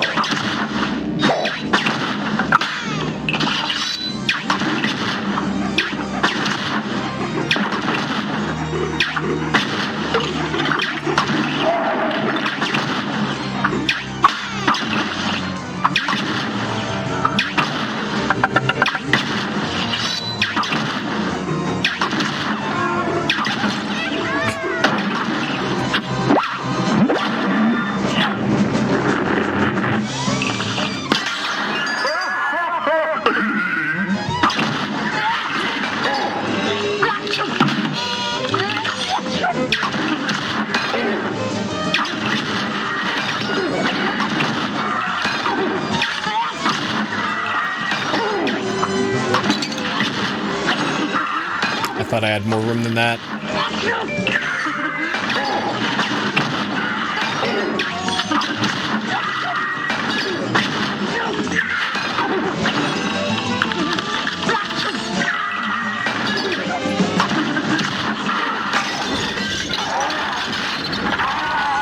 Okay.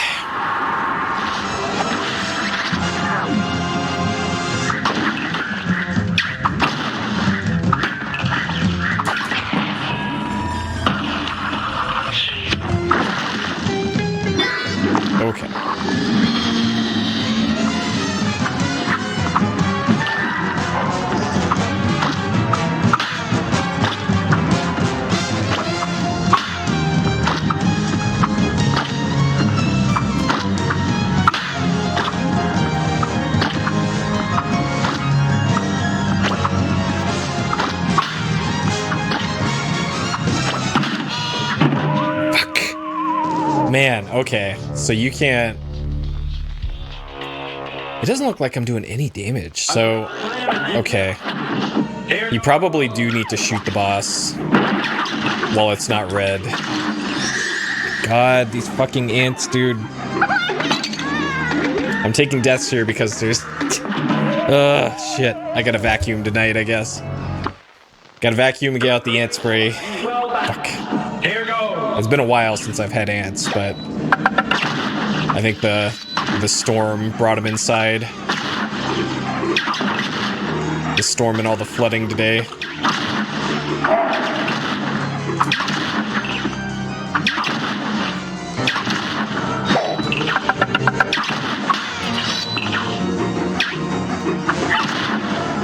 I know, right?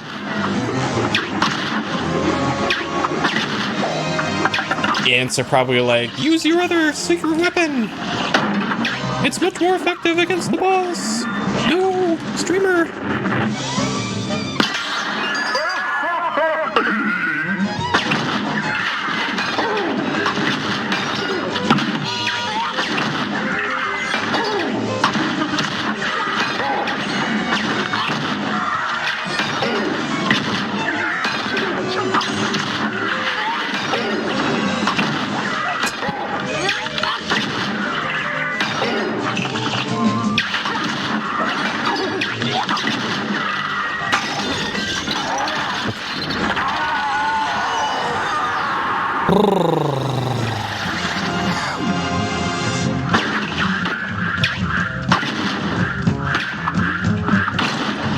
I got hit there. Okay.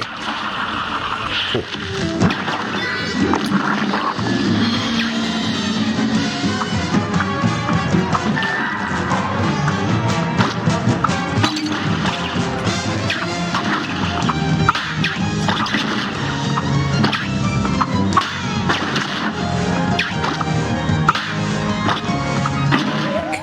No, I could have gone there.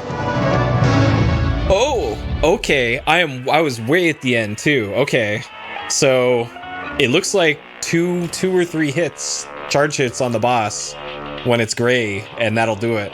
Okay, so I was doing it wrong before. There's two parts to that. You need to make the heart not red, but then you also need to shoot it while it's gray. Okay, so I was wondering why I wasn't making any progress on that health bar before. I thought it was parry only for that last part. Okay, so we should have this once I get to the final part again now. Now that I know for sure. You're up. And also how relatively few hits it takes to do that. Jeez.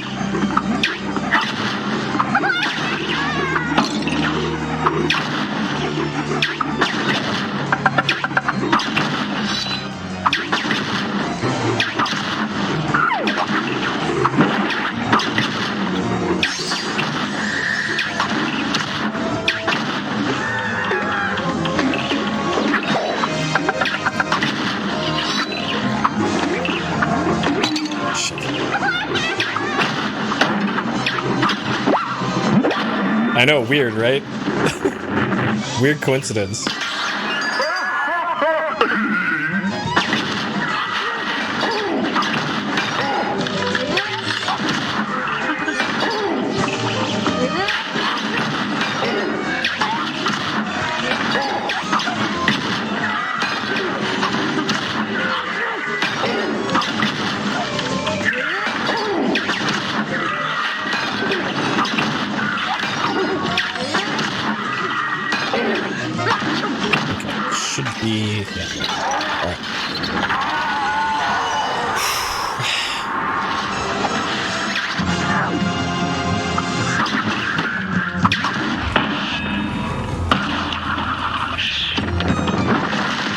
Okay, so now that I know how this boss works,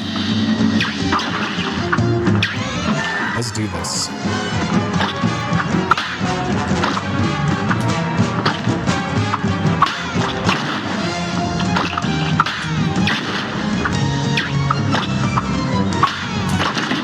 No! God, that might have been a simultaneous kill, too. I did way less damage that time. Okay. So I can't count on my super for this, unfortunately, because it's gonna... God, the animal cookies are killing me here. Literally. All right, let's take an L. Take an L here. Good day for Okay. Here goes. Great. Another fucking ant, dude. Fuck me, dude. Okay, I need to beat this soon. And then get out the ant spray.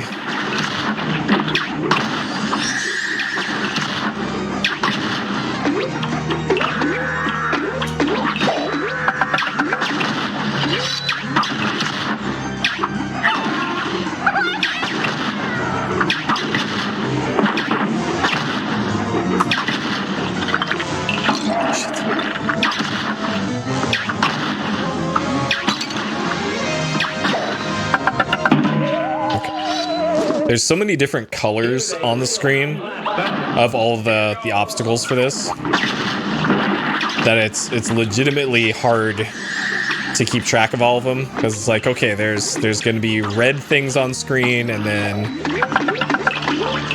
the ice cubes, and then I only have so much bandwidth in my brain for keeping track of hazards. And then inevitably, that's when the stupid candle flame at the top gets me.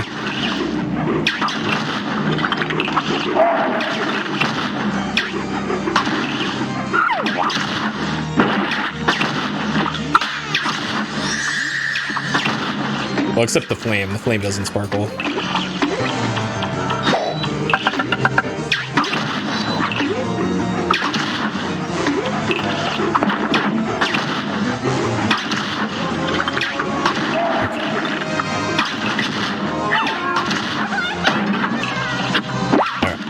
Super. Okay.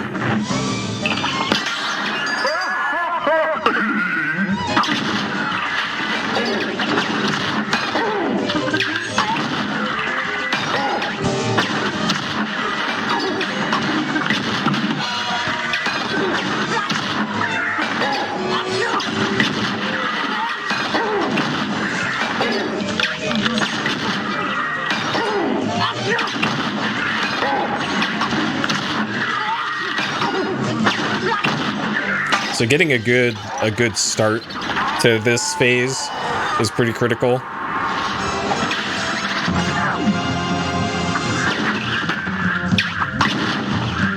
So the rest of it's pretty easy. Okay.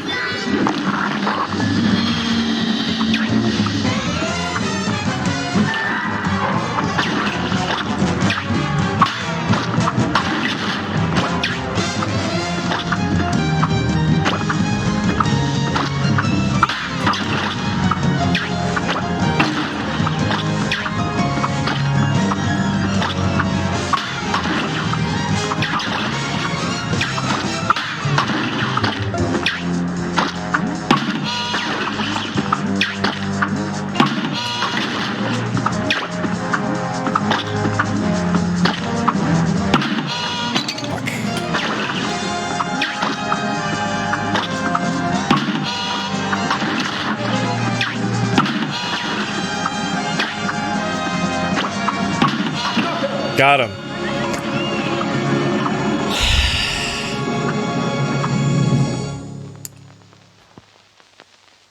Okay, that was 52 deaths on that one. 310.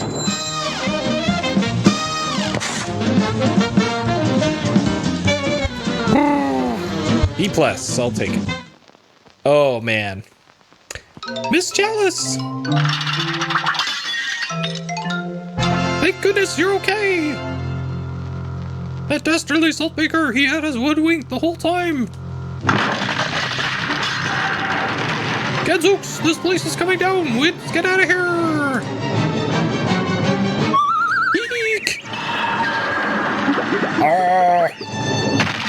No, my bakery! I thought we killed that guy. Serves him right for duping us. But with the bakery destroyed, you're never gonna get that Wonder Tart, Chalice. That's okay. If some poor soul has to be sacrificed for me to live again, then it's just worth it. How about we sacrifice the salt shaker guy? But mark my words, boys, I'm never gonna stop searching. In the meantime, if you ever find yourself in a scrape, I'm just one cookie bite away. Besides, who needs a Wonder Tart when you have two tuna best pals instead? Okay.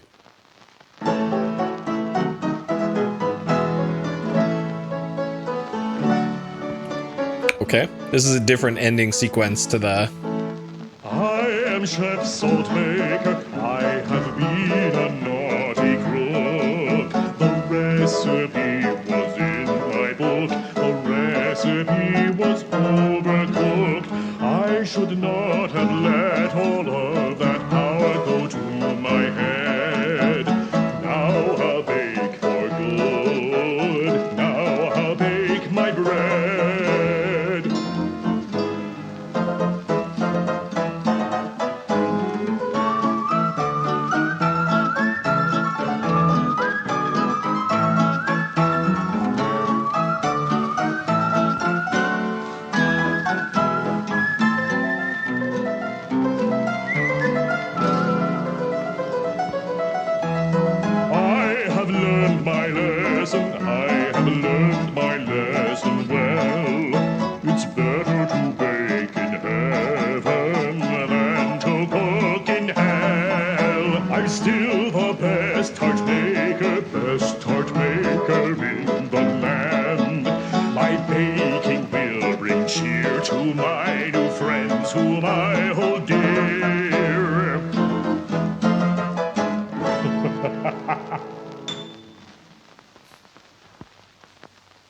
Okay.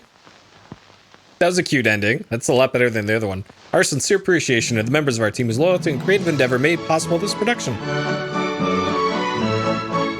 Okay, so this is the credits that I think you get in the base game. Or this is just an extension to the other one. Well, Cuphead and his pal Mugman, their new friend Chalice too. By chance they stopped into a bake shop. Mischief was on the menu. Now the debts are paid, the pastries are baked. There is one thing left to say. The delicious last course. Delicious last course. Delicious last course.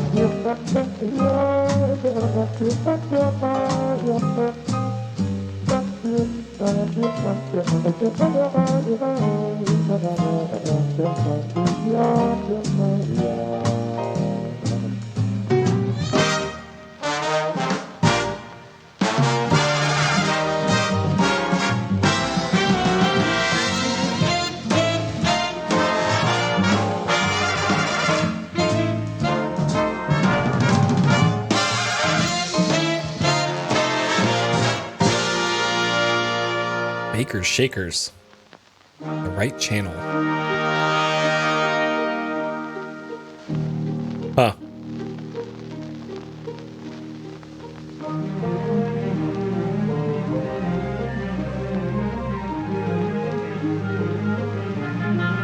Musical Saw. All right. Sure.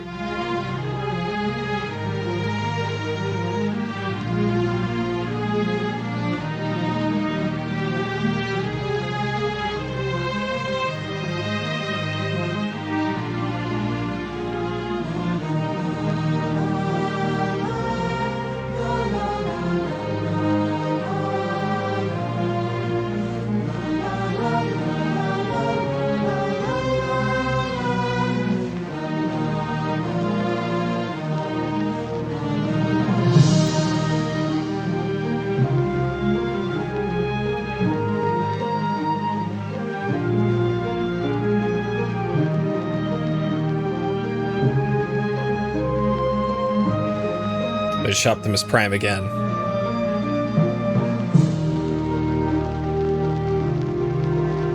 The E-flat trumpet. Okay. I think they're just making up instruments at this point.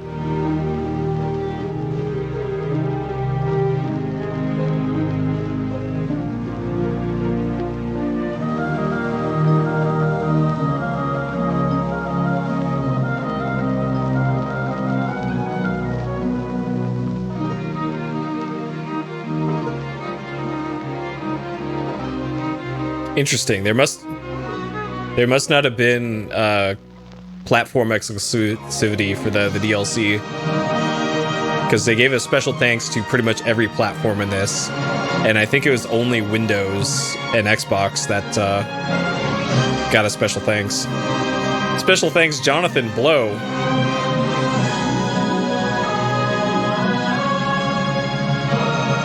And still made with Unity.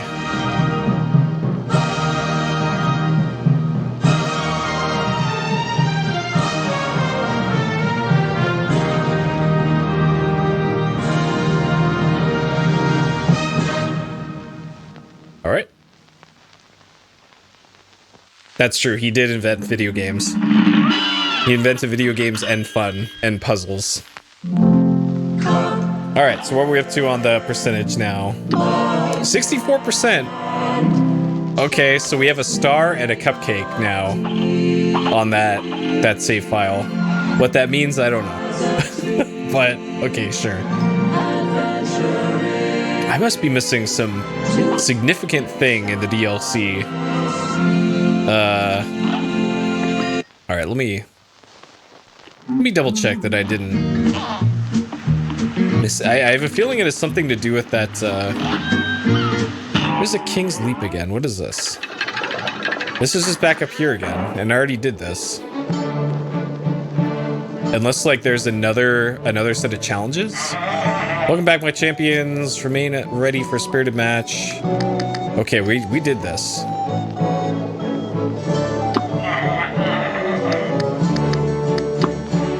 Okay.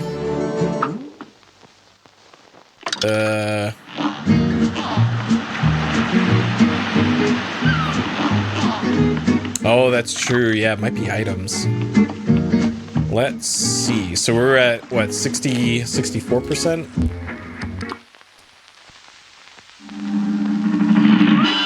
Like that, or picking up coins maybe too.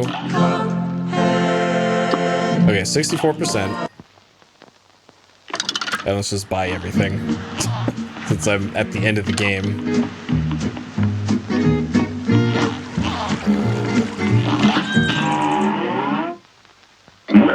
Welcome. Crack shot, sure. Roundabout, sure. Your first parry move doubles as a damaging axe attack. Okay. Super meter continuously fills in addition. Wow, that's... Jeez.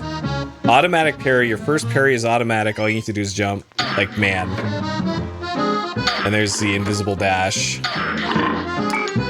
Okay. Goodbye. So yeah, some of these items are just actually OP. Alright, so... Though, that said, some of that stuff that you could buy there, you could also buy in the main game. Yeah, so it doesn't count for percentage in there, so... I have a feeling whatever I'm missing, it probably has to do with that graveyard. And there might be a secret boss in the graveyard.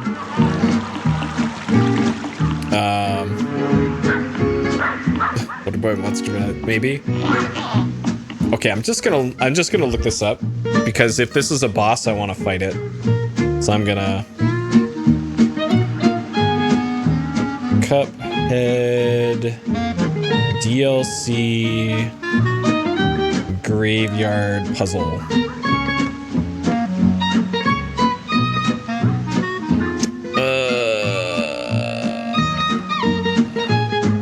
Oh, okay. All right. So here's how you're supposed to figure this out. Then I glanced at a site that suggested this. Okay. So first place, I always win. I am downright awesome. I left downtown in a hurry. I forgot my gear. I'll settle for second. So this is first place downright, and second place is left.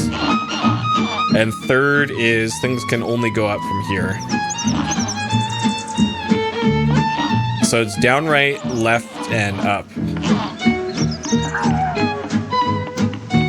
But like maybe starting from here, down, right, left, and up. It's not letting me talk to this other one.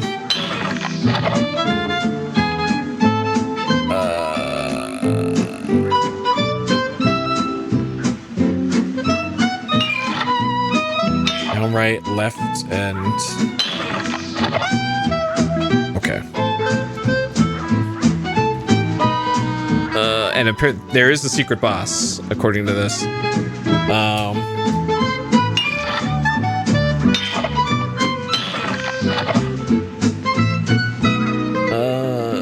Reach the graveyard, 4 points.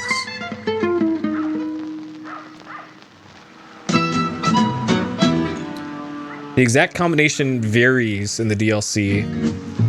One of the climbers could say, I am downright awesome. That indicates that the grave in the bottom right should be interacted with. Okay, so down right, left, and up.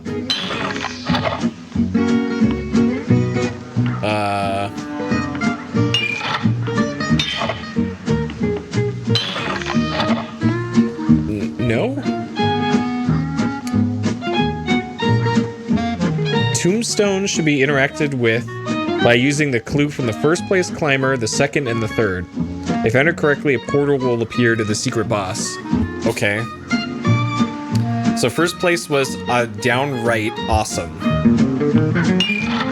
Second one was left from downtown. And then the last one was things can only go up from here. But maybe that means upper left then? For up from this one? No. And I have the broken relic equipped. Yeah. Okay, first place was I am downright awesome. So downright. Second place. Left. Oh, left down. Fuck. That's what it is. Left down. Okay. I didn't realize the downtown part was important. Okay. Down right, left downtown, and then up. Okay, we did it. All right. So secret boss is being started at 3:25. Take a little nap? Sure. Let's, can I equip a different charm here? Parry for HP. Additional HP, don't want that. Automatic parry, don't want that. Invisible dash. God, that seems just OP. Continuous super meter. Additional hit point. You know what? We're just not gonna use a relic.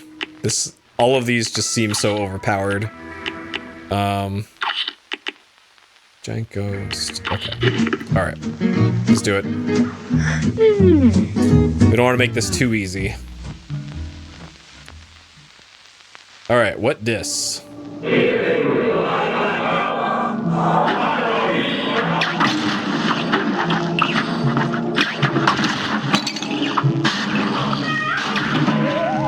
Oh my god.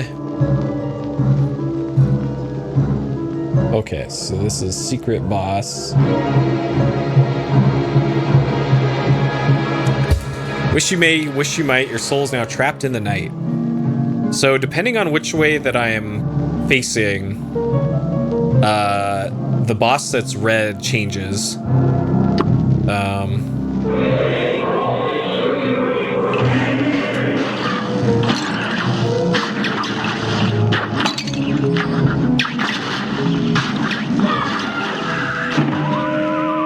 Okay, and okay, so I'm thinking about how to deal. So the beam that comes in from the left to right side, if I'm facing it, it's fire and it hurts me. But if I'm facing away from it and I don't move and let it pass over me, then I'm safe. Okay. Okay. So a lot of this fight is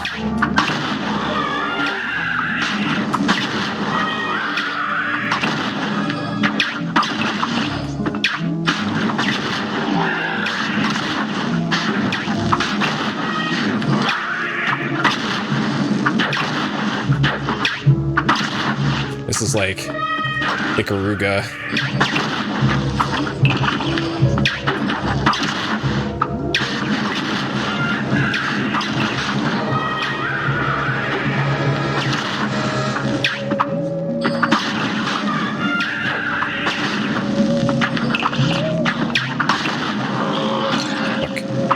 Nothing I could have done there. Okay. A horrible night to have a... Sure. Okay, that was... one death, it looks like. Or 2 deaths? Maybe that was 2 deaths? According to my watch, that was 1 death. 328. And that's it? That was the secret... the secret boss? There's no way. Could it be the fabled cursed relic, a long thought to time awoken at last? I've seen writings that say it despises bravery. With a greater foe, more evil shall go. What could it mean? Does this mean the cursed relic burdens host, jinxed curio that inflicts various status ailments? Well, what?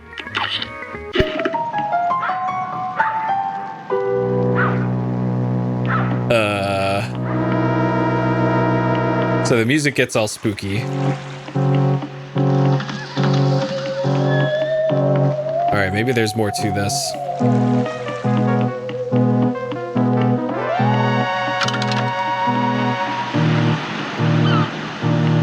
Alright, just talking to him.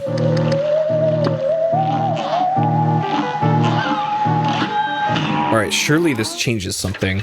I'm gonna pull up that website again just to see. How to beat the secret boss, did that. The mechanics featured in this difficult boss fight can take a few tries to get used to.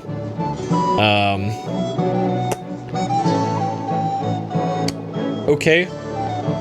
According to this website, that's a really hard boss. Things to do after you beat the game. Collecting coins, achievements, redefeat the bosses. Okay, that appears to be it. Okay, I have beaten Cuphead, I guess. And then okay, so I have 1 HP with the cursed thing on. Not gonna lie, usually secret bosses are supposed to be hard, but all right. This. Okay, the prompt is for that, not for the well. Extra, Chef Salt Baker awarded best baker in all the lands. What a surprise, turns out you cups are tougher than cast iron. If you keep knocking heads around the aisle, might clean this place up a bit. I already did, I beat the game. Okay, well, let's see what our percentage is now. So I'm assuming as you get like A+ ranks in stuff, then yeah, 68. So beating the secret boss only gave me what, 4%? So whatever. Counts as fooled me. Okay, cool. So there we go. There is the Cuphead DLC done in 3.5 hours. It looks like about 11-ish hours for the full thing. 7. So I defeated the devil boss at 7 hours 25 minutes, and then I defeated the secret boss at 3:28. So yeah, it was just about 11 hours for the full thing. Okay, cool. Let's wrap up Cuphead here. So this will be a review of both the base game of Cuphead and also the DLC. My thoughts for both are roughly the same, so this doesn't change much here. Okay, Cuphead Delicious Last Course completed. Yep, same for the base game as well. Cheated? No. I guess maybe using the genie and the double HP things counts as cheating a little bit. Except I had no idea that was even a mechanic. I was just spinning the control stick because I was thinking about something or talking to chat, and just mindlessly spinning the control stick on the main menu on the world map, and then that apparently turns on a cheat mode, which is that, I don't know, they should have hidden that a little bit better, because, or given me a choice at least. Like, it would have been great if I could turn down the double health thing, because it feels like I just wasted it on the ones that I used it on. But oh well. Okay, things that I like. This applies to both games. Incredibly unique art style. So that's just what this game is mostly known for. The crazy art that's in it that took a long time to produce, and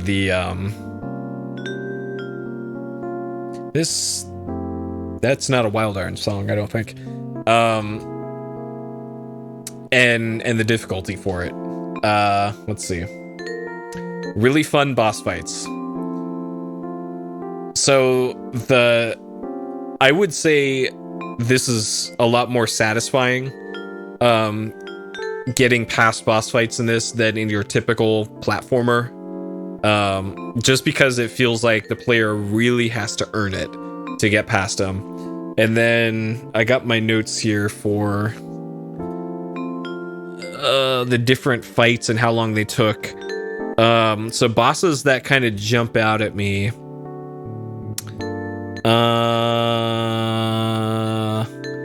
The Club Joint Calamity, that was the Battletoads. That one I liked. I didn't really like any of the shmup bosses. The B one was fun and challenging.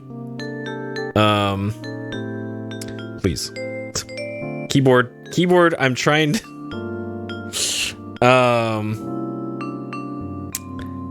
Let's see, the theater one was pretty good, but that one was easy. The King Dice fight, I guess, was notable. In that it was like a boss gauntlet, kind of, to beat the game. Even though each individual boss was pretty easy, just having to do so many in a row with no mistakes ended up being a fun challenge. And I think the final boss of the base game was also a fun boss fight for that one. And then for the most part, I think pretty consistently good for the DLC as well.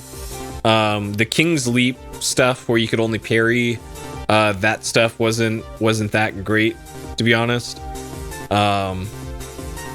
And the Esser Winchester one was the sole shmup boss in the DLC, and that one I didn't like as much as the other ones. It just felt like the shmup bosses were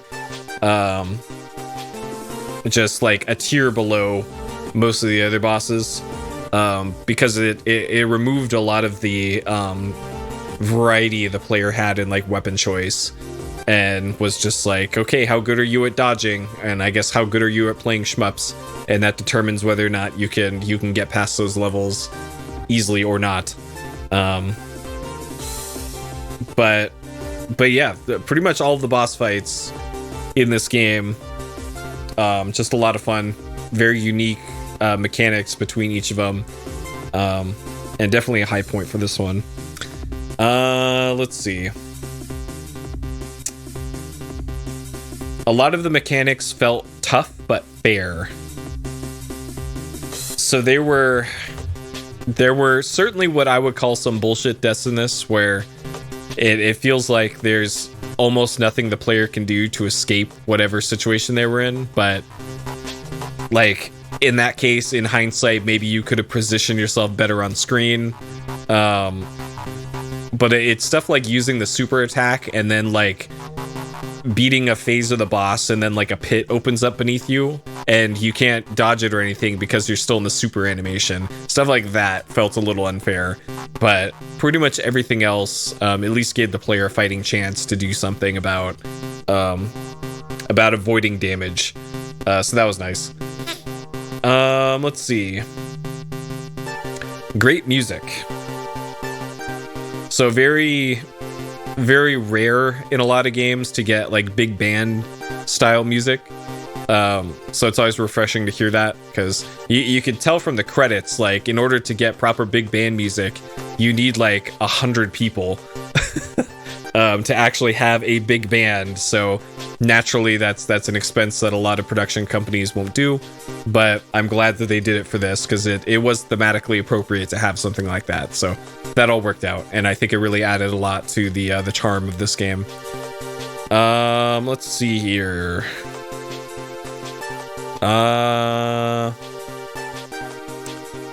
Feels like there's a lot of added potential for depth with the 2-player. So I think a lot of this is built around like 2-player couch co-op to get through this one, and it's probably a lot more difficult to do this with 1 player, especially since you have like infinite revives. I think with the 2-player mechanic, the player 1 or player 2 just needs to use the parry attack on the ghost of the other player to revive them. So if you could just do that, then I bet a lot of this game is substantially easier than single player. Let's see. It seems that there's a lot of incentive to get high scores in each of the bosses.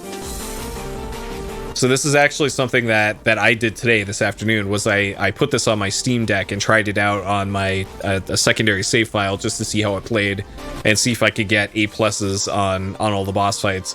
And that's when I learned that the D-pad on the Steam Deck is not very good for Cuphead, because it doesn't do diagonals very well. Anytime I tried to do like an upright diagonal, it would either do a right or an up and wouldn't give me a diagonal one. Yeah, couch co-op is pretty rare, you know? Well, that's the other thing though. Because this is a PC and a Steam game, Steam actually has a feature built into it called Remote Play Together that does a fake couch co-op thing that you can do over the internet. So even games that don't do that, yeah, exactly. Yeah, you get a little bit of lag, but still, that's better than nothing, you know? It's better than nothing. Let's see. So what else really jumped out at me here?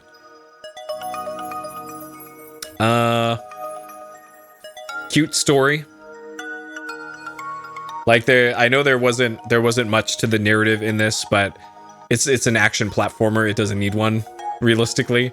But I do like the little narrative parts that they put in there. There's a lot of character that comes out of these, just like it's a cartoon, and I think they nailed that. They nailed that perfectly.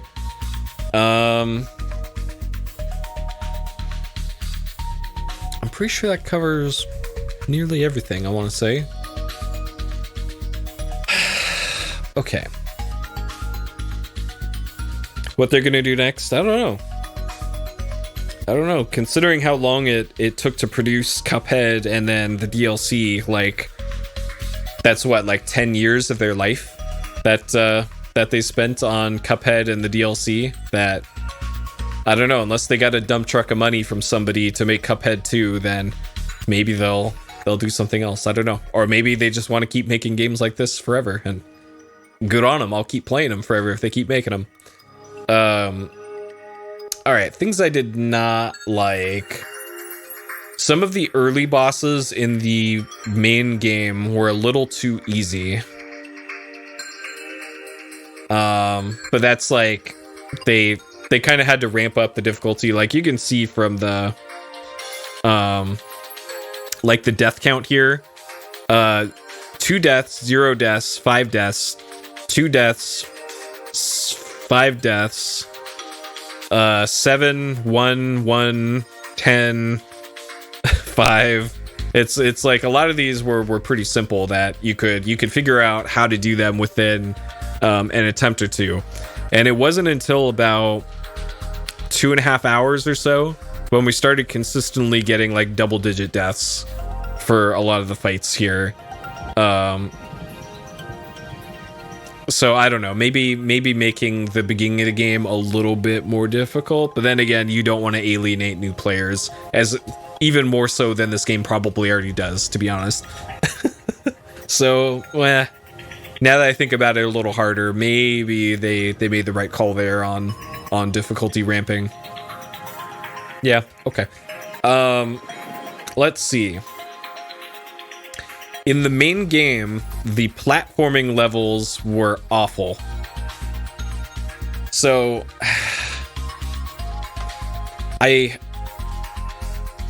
wonder if this was like a publisher request or something to have platformer levels in this, and I certainly hope that the original design document was for boss fights only or something, because the platformer levels in this just feel like they're kind of slapped on. Okay, it wasn't their plan to not have platformers. Okay.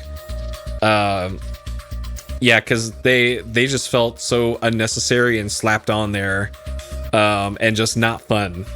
Not fun. I had fun in most of the boss fights, and it was very satisfying to get through the boss fights.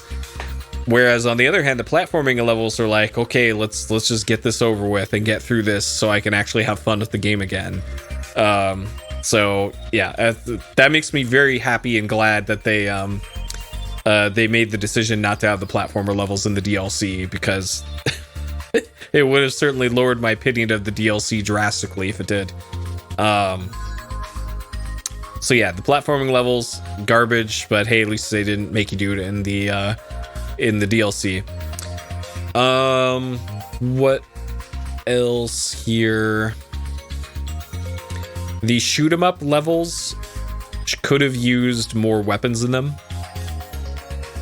So like I explained before, the shmup levels limit you to only the essentially a pea shooter or a parabolic bomb weapon. And I know you could pull down the trigger to make yourself small and a little bit more maneuverable, but it felt like they limited the player a little bit too much in that, and like,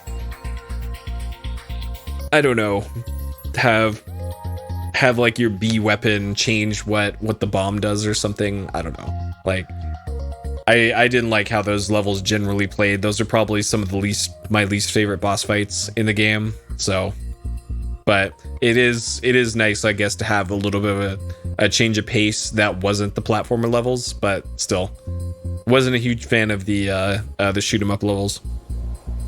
Let's see here. So I can't really complain about the length of the game. I think 10-11 hours for the main game and the DLC is just about right for a game like this. So I can't complain about that.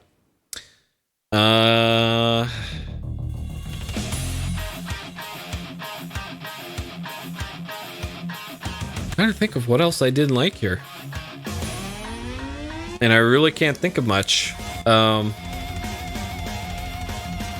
Like I would maybe complain about that the final boss of the DLC, especially the first phase, with just having so much stuff on screen that you had to dodge, and them all being different colors, and like just it being completely overwhelmed. It's like playing a bullet hell game, but with only like 10% of the bullets on screen that would be in a bullet hell. I think that asked probably a little bit too much of the player than normally would, but still, it's the final boss, and you got to do it. It was also a little weird, like the how uneven some fights felt. Like some of them, like the last boss of the DLC, for example, the difficulty for phase 1 of that fight was at maximum, is 100% because of all the stuff on the screen. And then for phase 2 with the pepper shakers in the corner of the screens, once you figured out the strat for how to do that, you're just in no danger at all, and you just had to get through that phase. And then for phase 3, assuming you kept your super attack, which you should because you can't use it in phase 2, you can get through phase 3 of that in one hit. You just need to charge up a shot and then use their super, and then boom, you're past that. And then that just leaves the final phase, which that is also not especially difficult for the final boss for that. So there's a few bosses like that where it felt like some of the phases in those fights were just could have been a lot harder, or they could have made some other parts of the fight easier to kind of level things out a bit and keep the difficulty consistent between phases. Yeah, paying attention to 3 things at once. Like, another thing to keep in mind though is that I was probably using the most effective weapon for a lot of these boss fights, the charge attack, because it I think, like, if I shot with the pea shooter, the default weapon, for like a solid second, in the same amount of time that I would charge up the charge shot and fire it, I'm probably doing like 3 times as much damage as I can with the pea shooter weapon. But again, there is skill to that too. Like, you have to hold down the fire button and then release it at the right time, and then dodge everything while you're doing it. Whereas with the other ones, you're just constantly shooting. So I guess that maybe balances out the weapon a little bit because of the having to charge. But I don't know. I think even with that, things were still a little bit too easy or too difficult depending on the boss fight.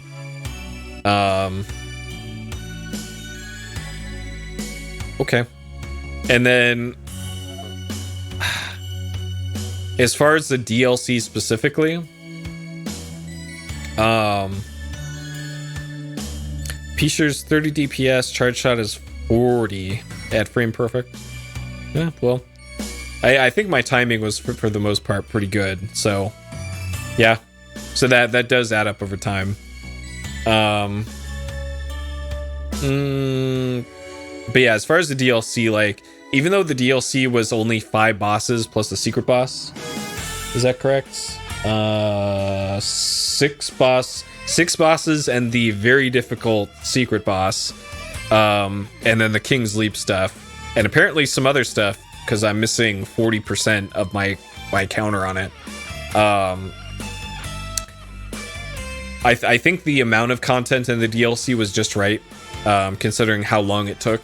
It took about a third of the total time of the base game of Cuphead to do the DLC. So that's pretty good. I would say that's an acceptable amount of content for however much the DLC was. I can't remember how much I paid for it. So yeah, I think that's most of the things I didn't like. Dank memes, the whole game. DMB, no. Alamaus, yes. There were flying saucers in one of the shmup bosses. I think it was the genie boss, the ancient Egyptian themed boss. That one had flying saucers in it, and to me that counts. That is implied Alamaus are on those flying saucers. Okay, difficulty easy to hard. So in the DLC for this, I had 153 deaths. In the main game of Cuphead, I had 263 deaths.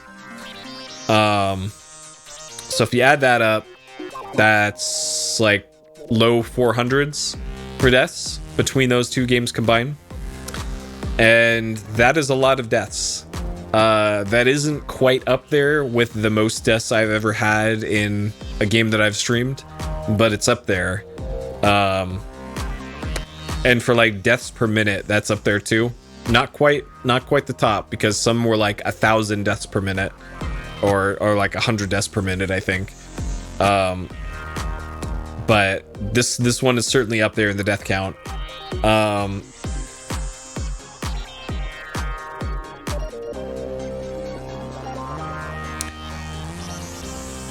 I would certainly say this was difficult, but I wouldn't give this a 5 on difficulty. A lot of this game felt doable to me, where you just had to learn how to do it and execute, and a lot of it didn't really come down to luck. Like for a platformer action game like this, if I felt that in order to succeed in the game you had to also get lucky in addition to being good, then I would probably give something like this a 5. But I think as is, if you know what you're doing, you could get through this with minimal difficulty. Like I think if I replayed this now, knowing what I know about the boss patterns and all that, I could probably get through this game much easier.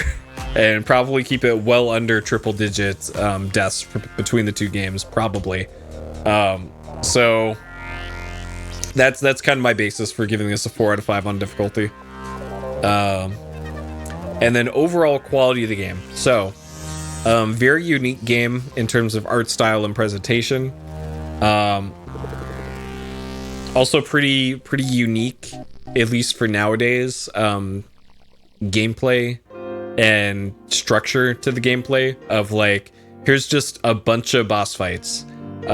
Like thinking back to games that have been ever released, there's like Alien Soldier, I think is what the game's called, on Mega Drive, Genesis. Fury, which is a few years old. I haven't played it, but I know of it. I actually have it, I think on Steam. Steam or Epic, one of those two. That one, I think, qualifies as a game kind of like this, even though Fury, I think, has like 8 bosses and not 40, however many this has. And then that's kind of it, I think, for platformer action games that are pretty much nothing but boss fights. So as far as like how unique a game is in terms of the gameplay, this is pretty unique. Of course, the art style is unique and all that, with all of it being hand-drawn animation stuff, and how production intensive that ended up being for the studio making it. And kind of the bottom line was that this game was really fun. I had a fun time playing this. I'm not really like super into action platformer games. Like I don't seek out and just want to play those kinds of games nonstop, like the Castlevanias, the Mega Mans, things like that. Like they're probably average on the interest scale for me for these kinds of games. But I was able to find a lot of fun in this, especially in the challenge and the reward for this. For the most part, it was always like, yeah, I did it whenever I beat the boss, and more like, well, yeah, that was a boss fight, I guess. And it was really only the platformer levels that felt like they didn't earn their gameplay. But again, if the developers didn't intend for the platform levels to be in there, then I can kind of give that a pass. It sucks that the player has to play them, but if the publisher says you got to put those in, then what can you do, you know? So adding all that up, I feel about the same for the main game of Cuphead and the DLC. And I think these are both great games. I would highly recommend these games. if the difficulty is off-putting and you just want to see all the content the game has, nearly every single boss has a simple difficulty selection for him, which it appears like gets rid of like a secondary hazard in in each level. Like if there's like in the ghost train level, it was the pumpkins that would appear like every 5 seconds and shoot things at you. Those weren't there in the simple difficulty, and I'm assuming like in the final boss that the candle flame probably isn't there in simple mode, and that would make that boss fight substantially easier without that stupid candle flame coming at you all the time. So definitely doable. Oh, it also skips some phases too. Yeah, that would probably also make things a lot easier too. So yeah, I would say like if you like action platformers even a little bit, give this game a play, give it a try. Like just keep at it. Don't get too discouraged if you can't get past certain bosses, even on simple mode. You can do it. If I can do it, you can do it. So there we go. That is Cuphead and Cuphead: The Delicious Last Course. Took about 11 hours to do both of those combined, with about 400 deaths between the two of them. And just fantastic games. I'm glad I played them. There we go.